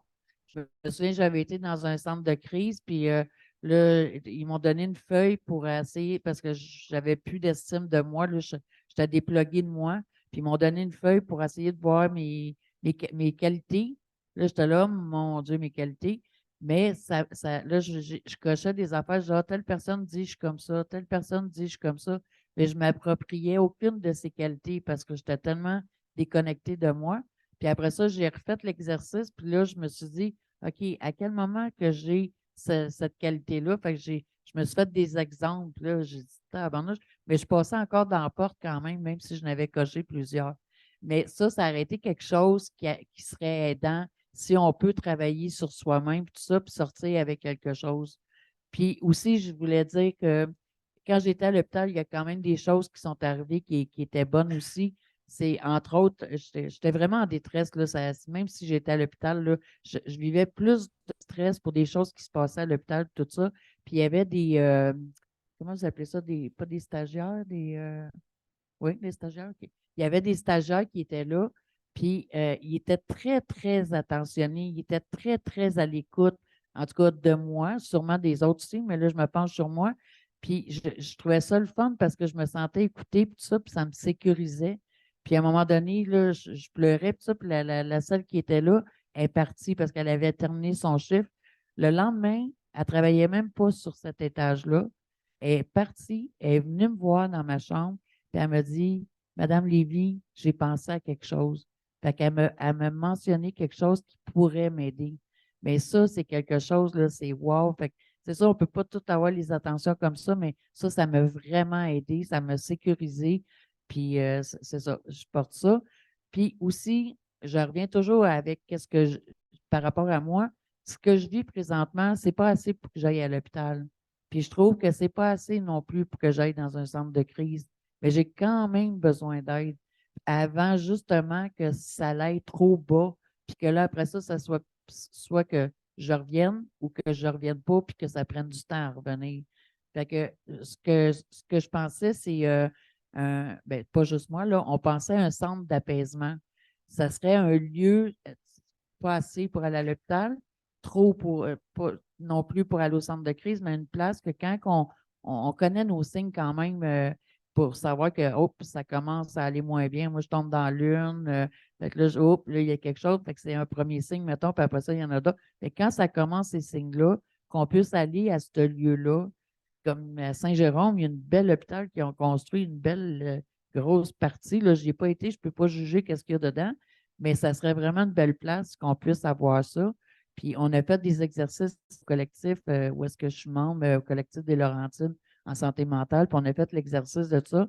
Puis les gens, ils disaient, ah, avoir des belles plantes, de l'eau, la zoothérapie, toutes sortes de choses que ça leur ferait du bien, que ça nous ferait du bien. Fait que ça, je pense que c'est une belle, ça serait un beau projet là, oui, Gabriel.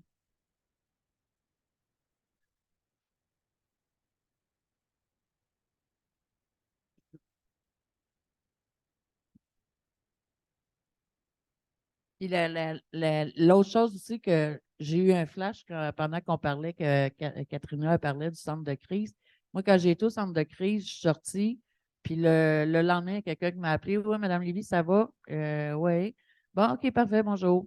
Fait que, tu sais, c'était comme, OK, c'est tout un soutien.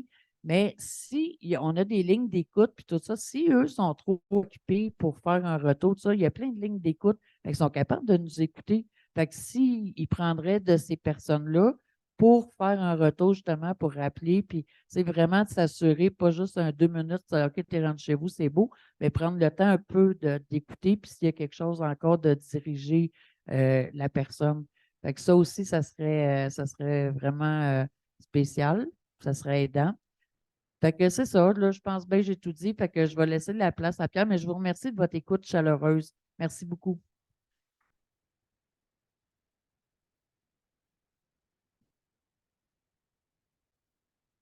Je ne sais pas ce que je pourrais ajouter de plus, je vais quand même essayer. Mais peut-être y aller aussi de. Je pense qu'il y a une nécessité de transformer les contenus de formation. Puis c'est peut-être un élément aussi qu'on devrait considérer. Euh, en- Encore là, quand moi j'ai commencé ma carrière d'enseignant à l'université, je suis arrivé dans les cours de santé mentale, puis c'était des cours qui étaient très, qu'on appelle DSM, là. C'était, à chaque cours, il y avait une pathologie avec les symptômes et la médication associée, là. Ça, c'est un résumé un peu grossier de ce qui se passait. Puis je dis ça avec respect aussi pour les gens qui sont confortables avec cette approche-là, mais ça n'a jamais été ma perspective en termes pédagogiques. Et dans les dernières années, on a essayé de faire plus d'espace, non seulement aux approches alternatives, mais aussi aux critiques de la psychiatrie biomédicale, et également au discours d'expertise par expérience, donc les experts par expérience ou les parents aidants. Donc, on essaie de faire plus de place dans ces contenus-là pour qu'à la base, nos professionnels de la santé puissent intervenir en étant plus sensibles à ces éléments-là, en ayant une meilleure connaissance de ce que ça implique aussi, puis en ayant déjà cette forme d'ouverture-là à une plus grande diversité de perspectives. Donc, je pense que cette transformation-là des contenus pédagogiques devient, à mon avis, nécessaire pour qu'on puisse avoir cette ouverture-là de la part des futurs intervenants. C'est sûr que quand on parle de transformer les contenus, c'est qu'on dote aussi les futurs intervenants d'outils qui peuvent être en contradiction avec les cultures de pratique. Et donc, ça peut un peu clasher, si on peut dire, en bon québécois. Fait que je pense que tout l'aspect de la réflexivité, d'apprendre à s'affirmer aussi dans une équipe, par exemple, c'est un élément qui est indissociable, en fait, du fait de la transformation des contenus, pour que les gens puissent finalement prendre leur place qui leur revient, puis peut-être même élargir la perspective de leurs futures équipes de travail. Donc, d'accorder plus d'importance aux éléments de relation d'aide, de soutien,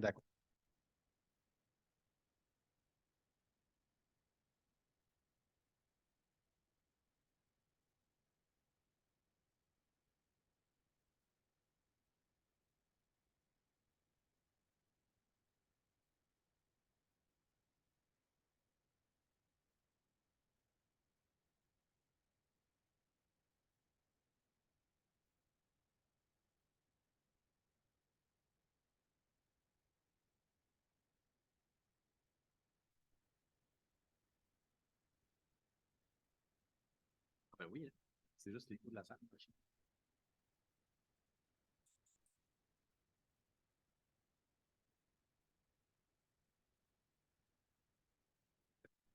C'est bon.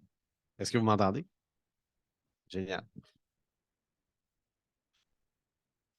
Super. Donc, tu sais, de transformer les contenus de formation, comme je disais, je pense que c'est un élément cardinal à ne pas oublier aussi, parce qu'il y a tout l'aspect de la socialisation professionnelle qui rentre en ligne de compte si on veut avoir des gens qui sont plus sensibles aux besoins qui sont exprimés, puis aussi aux approches un peu plus alternatives. Tu sais, je dis souvent à mes étudiants, ben, l'intervention en santé mentale, ce n'est pas une recette.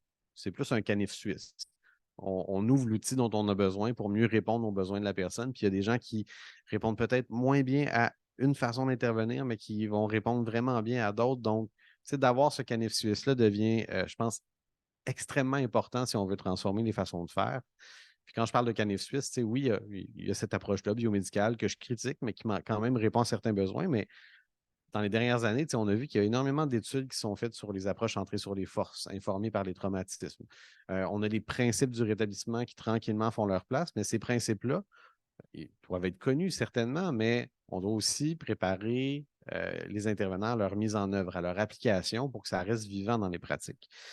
Je pense qu'il y a aussi, il faut s'intéresser aux motifs derrière les décisions des personnes. Si on veut vraiment prétendre avoir des soins qui sont centrés sur la personne, il faut arrêter de prendre en considération qu'un refus de soins, c'est quelqu'un qui n'est pas adhérent. Ça, déjà là, c'est un biais professionnel dont on doit se détacher. Faut plus qu'on se pose la question au niveau structurel. Comment ça se fait que nos services, à l'heure actuelle, ne rejoignent pas les personnes qui sont censées être rejointes?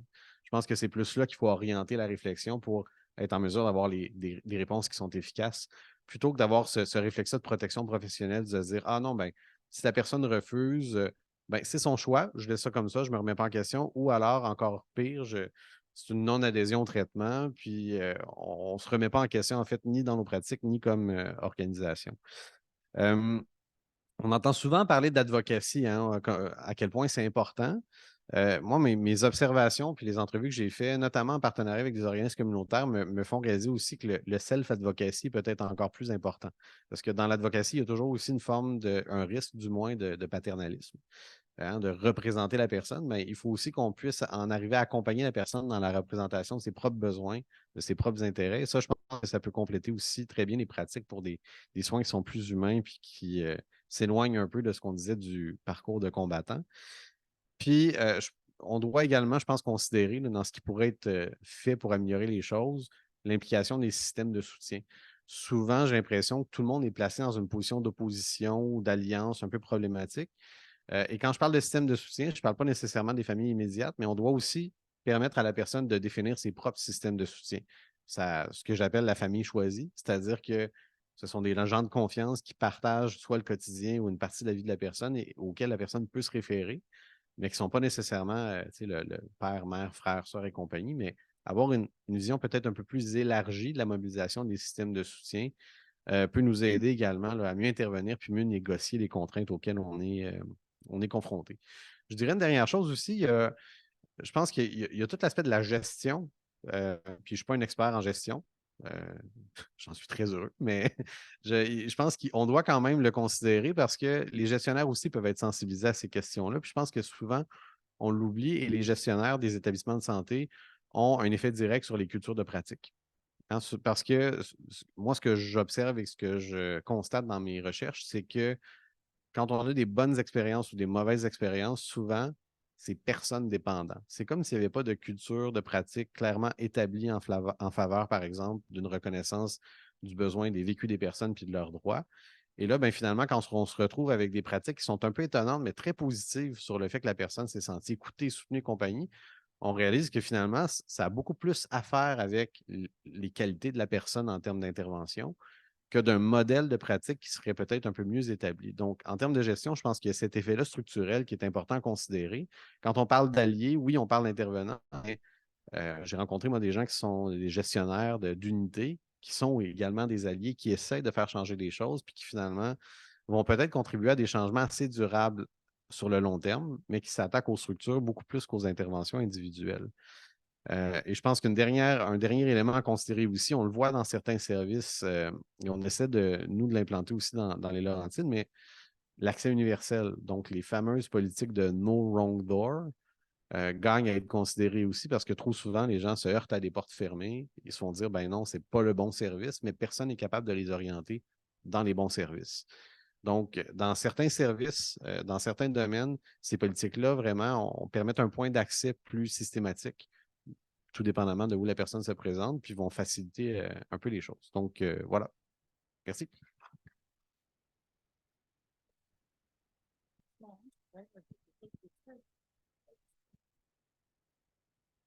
Moi, je réfléchis quand le monde parle. Il y avait une chose aussi qui serait importante, c'est comme l'accès à connaître nos droits. Fait que, tu sais, pour connaître nos droits, ben, faut que quelqu'un nous en parle ou il faut qu'on lise des pamphlets. Ça pourrait être un début de lire des pamphlets, qu'il y en ait un peu partout, des pamphlets justement pour qu'on puisse connaître nos droits. Parce que vous avez vu tantôt pour parler à mon psychiatre, il a fallu que j'utilise que je connaissais mes droits. Fait que, puis pour éviter aussi, justement, quand tu es hospitalisé, puis ça, la garde en établissement, tu sais, il y a des étapes à passer, puis c'est pas respecté souvent. Fait que, puis t'es pris, puis OK, c'est comme ça. Fait que si tu connais tes droits, fait que ça, c'est super important. Puis il y a aussi la gestion autonome de la médication, que c'est vraiment quelque chose de bien aussi. Mais c'est sûr qu'il faut que ça soit comme suivi avec quelqu'un, mais c'est parce qu'il y a des façons autres que la médication de surmonter ce qu'on vit. Mais oui, ça prend aussi des médicaments. Il y en a que c'est à la vie. Et comme moi, je suis pas mal certaine, c'est à la vie, puis je ne suis pas gênée de ça, mais j'ai fait un chemin avec la gamme parce que c'est une façon de comprendre la médication qu'on prend. Parce que ça a des effets négatifs, parce que des fois, on prend un médicament, ça nous fait prendre du poids, on perd notre libido, tu sais, fait que quand tu es jeune ou peu importe, puis tu vis ça, fait que c'est sûr que ça te frustre, puis tout ça, puis tu n'as pas le goût de prendre tes médicaments. Mais quand tu as besoin de les prendre, il faut que tu sois bien au courant de ce que tu fais. Fait qu'avec la gamme, ben c'est ça, c'est un processus de connaître ta médication. Ce n'est pas nécessairement d'arrêter, mais de savoir pourquoi tu la prends. En ce moment, je prends des médicaments qu'on me donne pour la douleur, mais à chaque semaine, ma pharmacienne m'appelle. OK, comment ça se passe? OK, ben, on va l'augmenter, on va y aller tranquillement. Mais à chaque semaine, elle m'appelle pour savoir c'est comment, jusqu'à temps qu'on trouve le bon résultat. Fait que c'est ça, la gestion autonome de la médication, c'est de connaître c'est quoi qu'on prend, puis qu'est-ce que ça nous fait, puis si c'est vraiment bon pour nous. Fait que ça aussi, c'est quelque chose qui pourrait nous rendre plus autonomes, de décider qu'est-ce qui est bon pour nous aussi, en connaissant nos droits, puis aussi en sachant qu'est-ce qu'on prend comme médicament ou pas. Fait que c'est des choses qui pourraient être aidantes, puis d'être autonome, ça fait du bien aussi. Puis la dernière chose, quand on va voir un médecin de l'âme, un psychiatre, un médecin ou n'importe quoi, n'importe qui de professionnel, bien, c'est important d'être accompagné parce que nous, on peut oublier des choses, puis d'être intimidé, puis tout ça, fait qu'à deux, c'est toujours mieux. Puis des fois, la personne peut rapporter quelque chose ou quand on sort de là, je n'ai pas compris qu'est-ce qu'elle dit, elle nous le rapporte. Fait que ça aussi, c'est quelque chose qui peut faire une différence d'être accompagné pour avoir des services. Là, j'ai vraiment fini. Merci.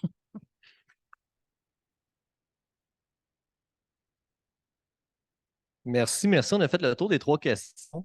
Je trouve ça quand même intéressant, là, puis vous me corrigerez. On va aller aux questions après, regarde, ce sera pas long. Mais tu sais, ça fait quasiment 1 an qu'on parle de relever les services. On a réfléchi ensemble, on en a parlé à plein de personnes. Puis là, je vous ai permis d'aller dans un monde de licorne, je vous ai permis de parler d'argent infini. Puis la majorité des choses que vous nommez ne requièrent pas un budget complètement. Ben, c'est sûr, ça serait le fun d'avoir un petit peu d'augmentation, là, mais ne requiert pas nécessairement des choses qui sortent d'ésotérisme et de la magie. Je veux dire, c'est beaucoup du savoir-être, j'ai noté, la relation avec les professionnels. On parle d'un continuum de services, de collectivisation des problèmes, puis même de modification des cursus scolaires. Je veux dire, c'est surtout une résistance au changement, je pense, dans le système qu'on a, qui est peut-être plus de peur que d'autres choses. Puis c'est ça, un peu de volonté, je pense que ça prendrait. Bon, c'est juste ça m'a inspiré, fait que je voulais passer mon petit commentaire. Donc, on va collectiviser le micro pour poser des questions maintenant qu'on en a juste un. Puis, Marthe, est-ce qu'on a des questions dans le chat room? OK, donc les gens dans les internets, sentez-vous bien à l'aise de poser des questions? OK, ben, on le fait-tu direct? Ah, ils peuvent parler, hein?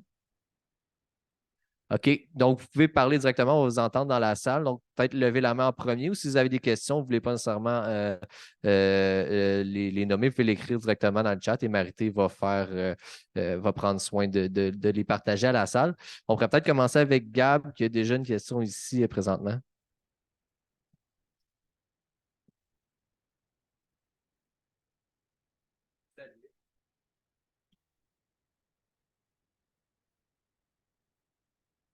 Ça, moi, il y a une problématique que je trouve, là, c'est pour ça que je suis impatient de poser la question, parce que ça me brûle les lèvres. Le fait, mettons que tu es, je veux dire, t'es en psychose, OK, tu te rends à l'hôpital, ils te prennent, ils te soignent, tout ça, tu vas en psychiatrie, il y a des médicaments qui sont prescrits. Mais là, une fois que tu as fini, une fois que tu es en rétablissement, l'affaire, c'est que il peut y avoir de quoi dans ta vie qui te cause une détresse, comme mettons le logement ou la violence le conjoint dans la violence, mettons, exemple, peu importe. Puis là, tu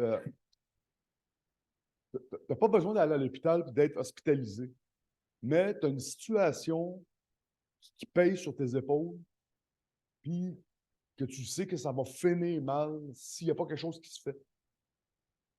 Fait que moi, je trouve que dans les services, là, il y a, justement, on parlait des mesures d'urgence tout à l'heure, mais tu as eu un diagnostic, tu es en rétablissement. Puis là, tu vis une situation difficile.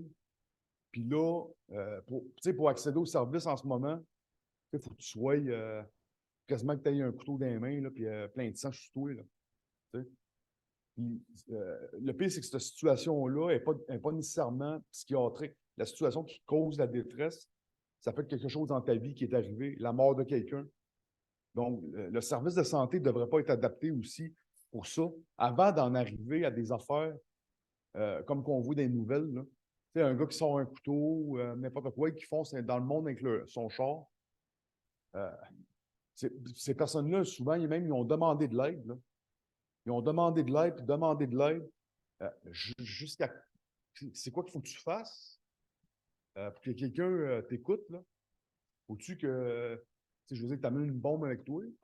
Que tu deviennes violent? Souvent, c'est comme ça que ça se passe. Là. Le monde sont outrés de voir aux nouvelles qu'il y a un gars qui a foncé avec son autobus. Ouais, mais est-ce que vous donnez les services pour éviter que les gens se rendent là? C'est ça.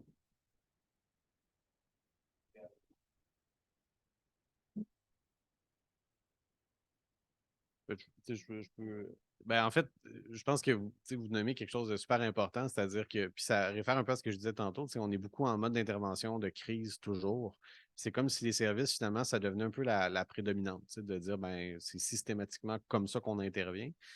Puis je pense que ça va exclure le fait que le rétablissement n'est pas un processus linéaire, puis que les gens ne sont pas non plus à la même étape de leur établissement pour ceux qui ont accès à des services ou non, mais je pense que cette forme d'intensité-là aussi, c'est un peu rigidifié, ce qui fait qu'on perd de la flexibilité pour intervenir sur, OK, est-ce qu'on peut, par exemple, réduire l'espacement des rendez-vous? Est-ce que il y a besoin d'autres types d'interventions qui ne sont pas associées à un ajustement de la médication, mais plus à une transition de vie que la personne doit négocier, ou alors à des événements plus d'adversité, comme par exemple, je pense que le meilleur exemple, c'est la crise du logement qui crée énormément de stress, d'anxiété. Puis comment on arrive à bien intervenir auprès de ces personnes-là sans nécessairement toujours sortir l'artillerie lourde, puis en même temps, en individualisant pas non plus toujours les problèmes, de dire, ah oui, c'est sûr, la personne est fragile. Mais un peu, je pense que c'est Carole qui disait, des fois, on a des réactions normales à des événements complètement anormaux, puis on ne doit pas les réduire simplement au fait d'avoir ou non une problématique de santé mentale. Moi, c'est ce que j'avais un peu envie de répondre à votre intervention.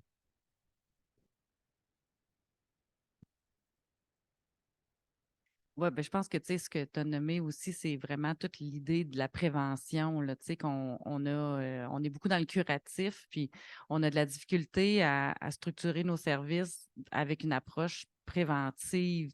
Puis je pense que tu as nommé quelque chose que je trouve vraiment pertinent de dire, des fois, on n'a pas besoin d'un médicament. Là. Oui, on est médicamenté, on est psychiatrisé, on a ce processus-là, mais ce qu'on a besoin à ce moment-là, c'est du soutien dans les autres dimensions de notre vie. Puis là, c'est là qu'on va commencer à trouver des difficultés d'accès, là, parce que notre psychiatre, il ne peut pas nous soutenir là-dedans. Bon, la psychologue non plus. Bon, après ça, c'est où est-ce qu'on va chercher là, cette personne-là qui peut nous soutenir? Bon, là, on va aller sur une liste d'attente, on va aller à l'accueil psychosocial, etc. Donc, ça devient tout un parcours de combattant là, pour essayer d'être soutenu dans ces autres événements-là de notre vie. Là, comme je disais tantôt, le contexte. Hein. Dans lequel on peut faire, notre environnement a une incidence sur notre état de santé mentale. C'est ça, je n'ai pas de réponse de solution à ça, mais ça fait partie aussi des déterminants sociaux qui, malheureusement, ne sont pas pris nécessairement en compte. Mais c'est sûr que si tu es pogné à vivre avec des bébites chez vous, ça joue sur ton mental. Si tu ne peux pas manger comme il faut, tu ne peux pas dormir comme il faut, c'est sûr que ça joue sur ton mental. Fait que c'est sûr que les déterminants sociaux, ça devrait être pris vraiment plus en compte, que ça fait partie des réalités des gens, puis que ça l'affecte la santé mentale. Fait que ça, il faudrait que ça soit plus parlé, plus abordé, puis plus pris en compte, puis apporter des solutions pour aider à ça. Oui.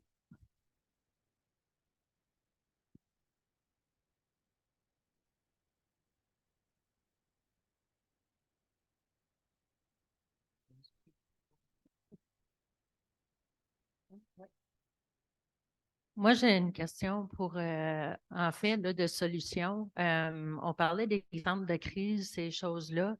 C'est, admettons, comme Gabriel dit, il vient une situation d'une crise où tu n'as pas besoin d'aller à l'hôpital ou de quoi de même.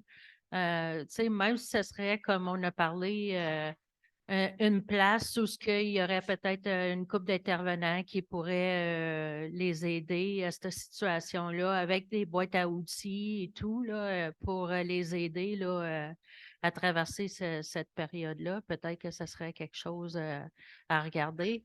Puis en même temps, on parle du rétablissement. Moi, ben, je vais être graduée bientôt en paraidance. Alors, je trouve aussi que les organismes probablement aussi auraient besoin aussi un petit peu de formation en paraidance parce que c'est juste nouveau, je crois. Et puis, ils ont besoin comme de savoir comment gérer les personnes qui sont atteintes d'un trouble mental comme j'ai vu quelques stigmatisations dans des organismes que je suis allée travailler. Et puis, c'est ça, là, je pense que aussi les organismes auraient besoin d'une petite formation au niveau de comment traiter les gens qui ont un trouble, qui ont des services avec des organismes.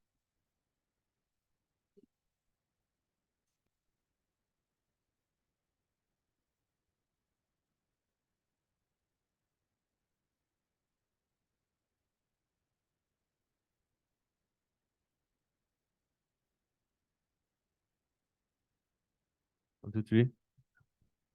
Merci.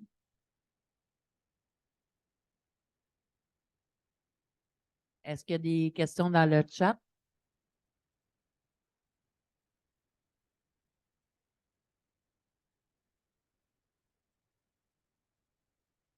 La parole à Paul du collectif des Laurentides en santé mentale pour poser sa question. Vous pouvez ouvrir votre micro et poser votre question, Monsieur Paul.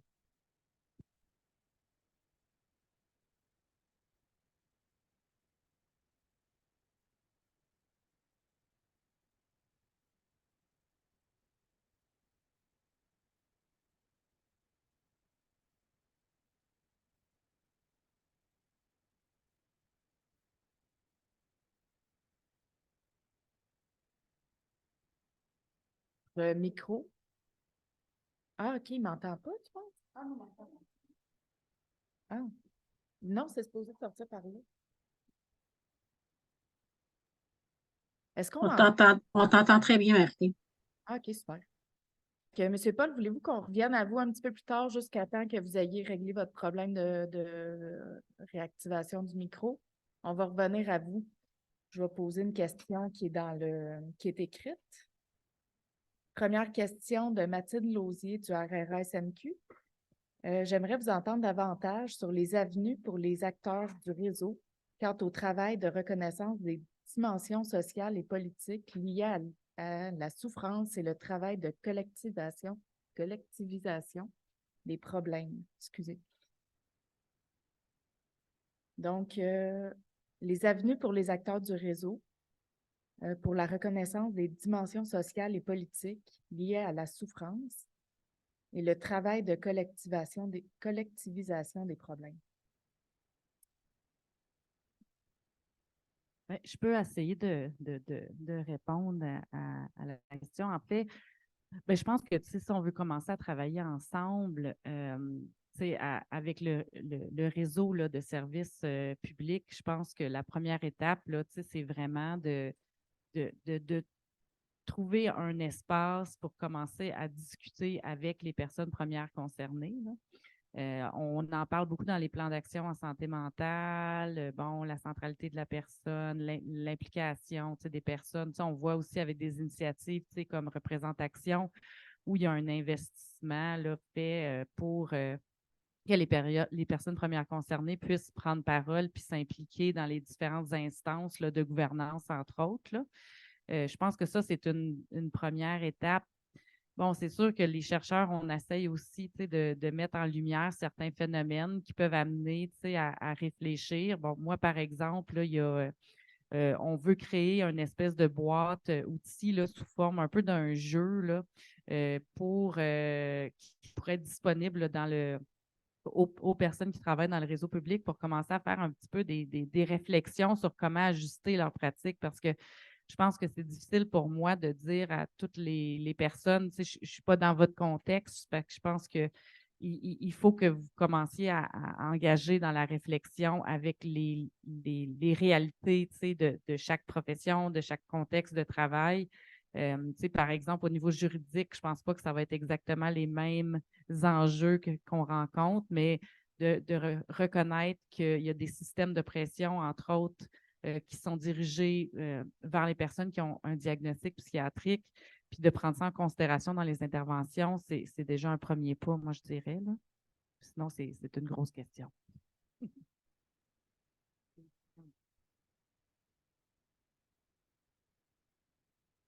sais pas s'il y avait d'autres questions.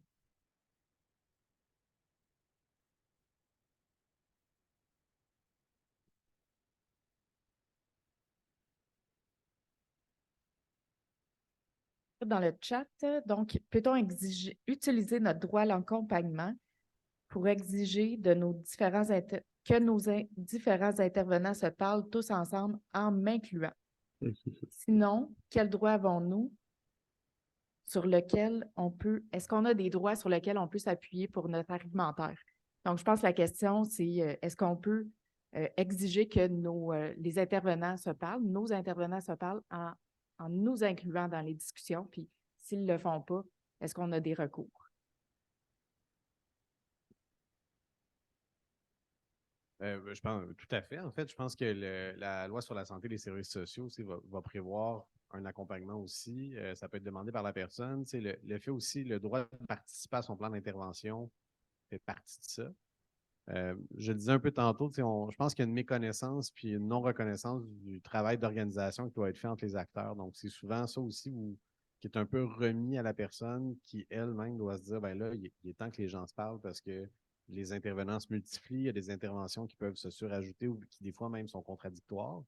Donc, je dirais tout à fait, là, je pense que la nécessité d'une concertation est constatée par la personne, puis qu'elle veut que les intervenants se parlent entre eux et qu'il n'y a pas d'enjeu de confidentialité ou quoi que ce soit, ben là, je dirais que c'est à la personne de déterminer puis de le demander aussi. Je pense qu'elle a tout à fait la liberté de le faire. Là. Je ne sais pas si j'ai répondu à la question, mais je sais que cet accompagnement-là est prévu là, dans la loi sur la santé et les services sociaux. Là.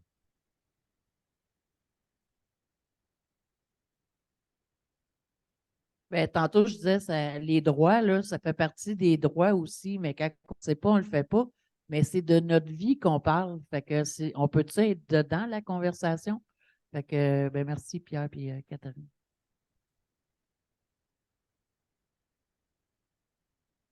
Steve des Laurentides en santé mentale avait réussi à réactiver son son. Je ne sais pas si vous voulez encore poser votre question, M. Paul. Ça serait le bon moment. OK. C'est pas une question que je pose. C'est un infirmier m'a parlé de services pour les hommes qui sont en difficulté de violence, là, qui sont en crise. En fait, il dit qu'il n'y a pas de centre de crise pour les hommes dans la Laurentides, ni ailleurs non plus. Il y a quelques-uns, mais il n'y en a pas bien gros. C'est fini. C'est ça, il y en a quelques-uns, mais il n'y en a pas bien gros. C'est pas dans la culture, je ne sais pas. Oui, vous trouvez qu'il n'y a pas assez de services qui s'adressent spécifiquement aux hommes? Pardon? Oui, oui, oui, oui. Excellent. Ben, merci pour votre commentaire, M. Mais il y a une chose, par exemple, c'est que nous autres, les hommes ou les gars, là, on a un cerveau des émotions, tout ça, ça. Ça peut arriver que si on est en couple, ben, il peut y avoir des troubles aussi, là. Ben, c'est certain. Merci beaucoup. OK. Là, on aurait une question de Julie. Oui, Julie. Donc, attends, je vais me déplacer.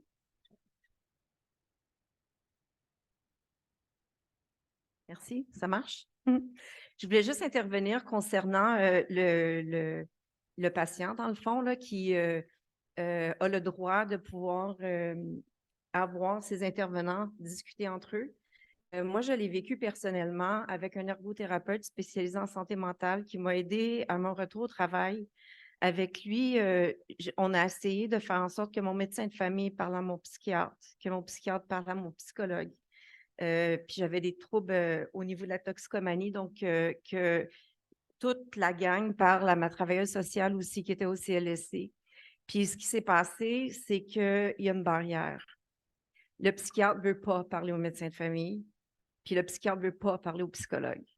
Donc, on a essayé très fort pendant au moins 5 ans pour que ça se passe. On a plus ou moins réussi avec le médecin de famille qui voulait parler à l'ergothérapeute, mais comme l'ergothérapeute n'était pas à la hauteur de monsieur le psychiatre ou monsieur le médecin, ça a été très difficile. Les barrières, ils sont systémiques. Puis, c'est très difficile. Même encore aujourd'hui, avec ma psychiatre, je veux que ma psychiatre elle puisse parler à mon psychologue et il n'y en est pas question de son côté. Donc, j'avais toutes les possibilités en avant de moi pour avoir une vraie équipe multidisciplinaire pour m'aider, mais c'est les professionnels de la santé entre eux qui ont mis la barrière. Donc, je voulais juste vous partager ça.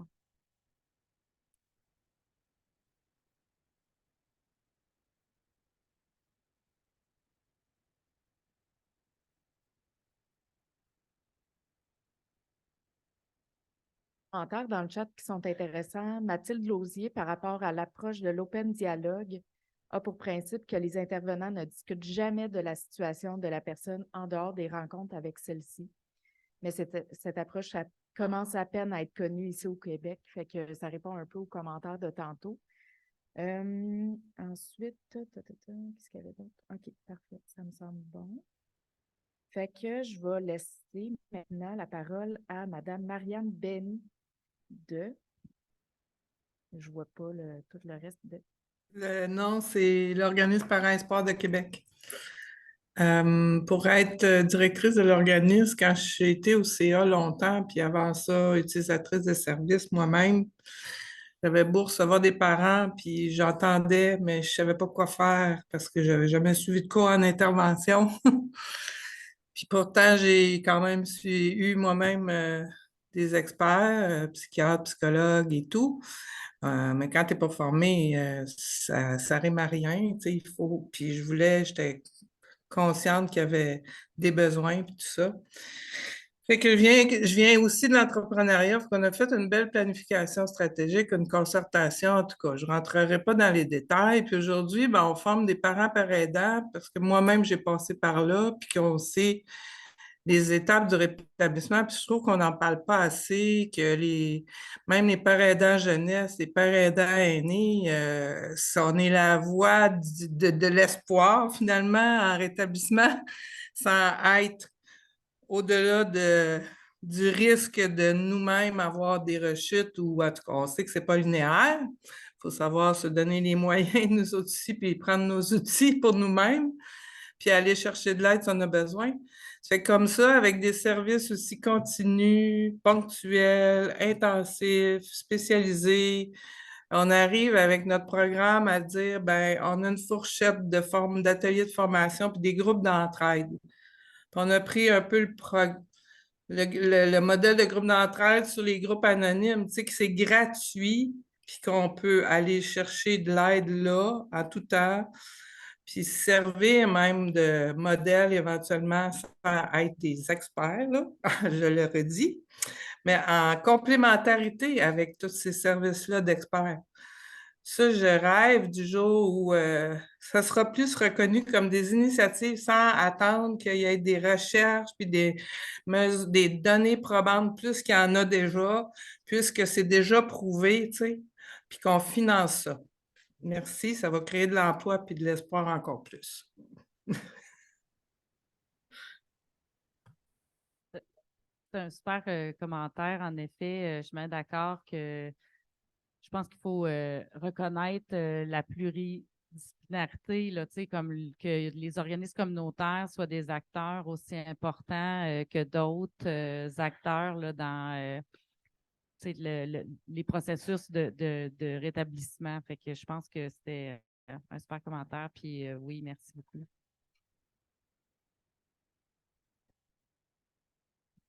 Merci, merci. C'est tout le temps qu'on avait pour le panel pour ce matin.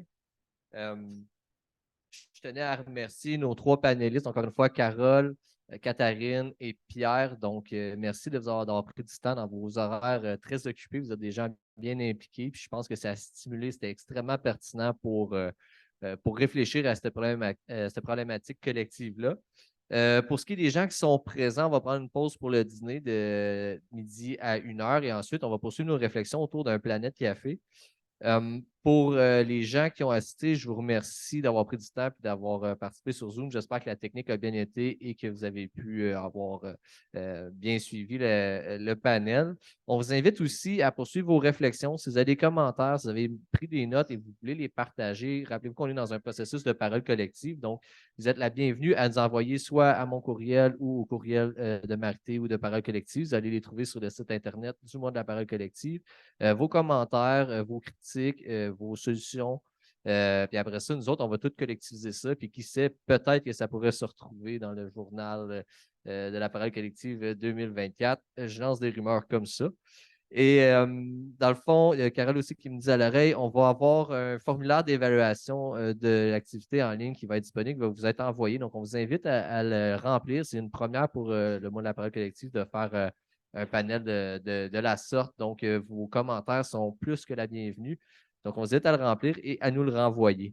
Et un dernier petit merci à l'Université d'Ottawa, donc au CIRSEM, que je connais juste l'acronyme, de nous avoir prêté le local. C'est merveilleux ici. Puis on espère pour les autres que c'est un rendez-vous pour que vous veniez nous voir en Outaouais.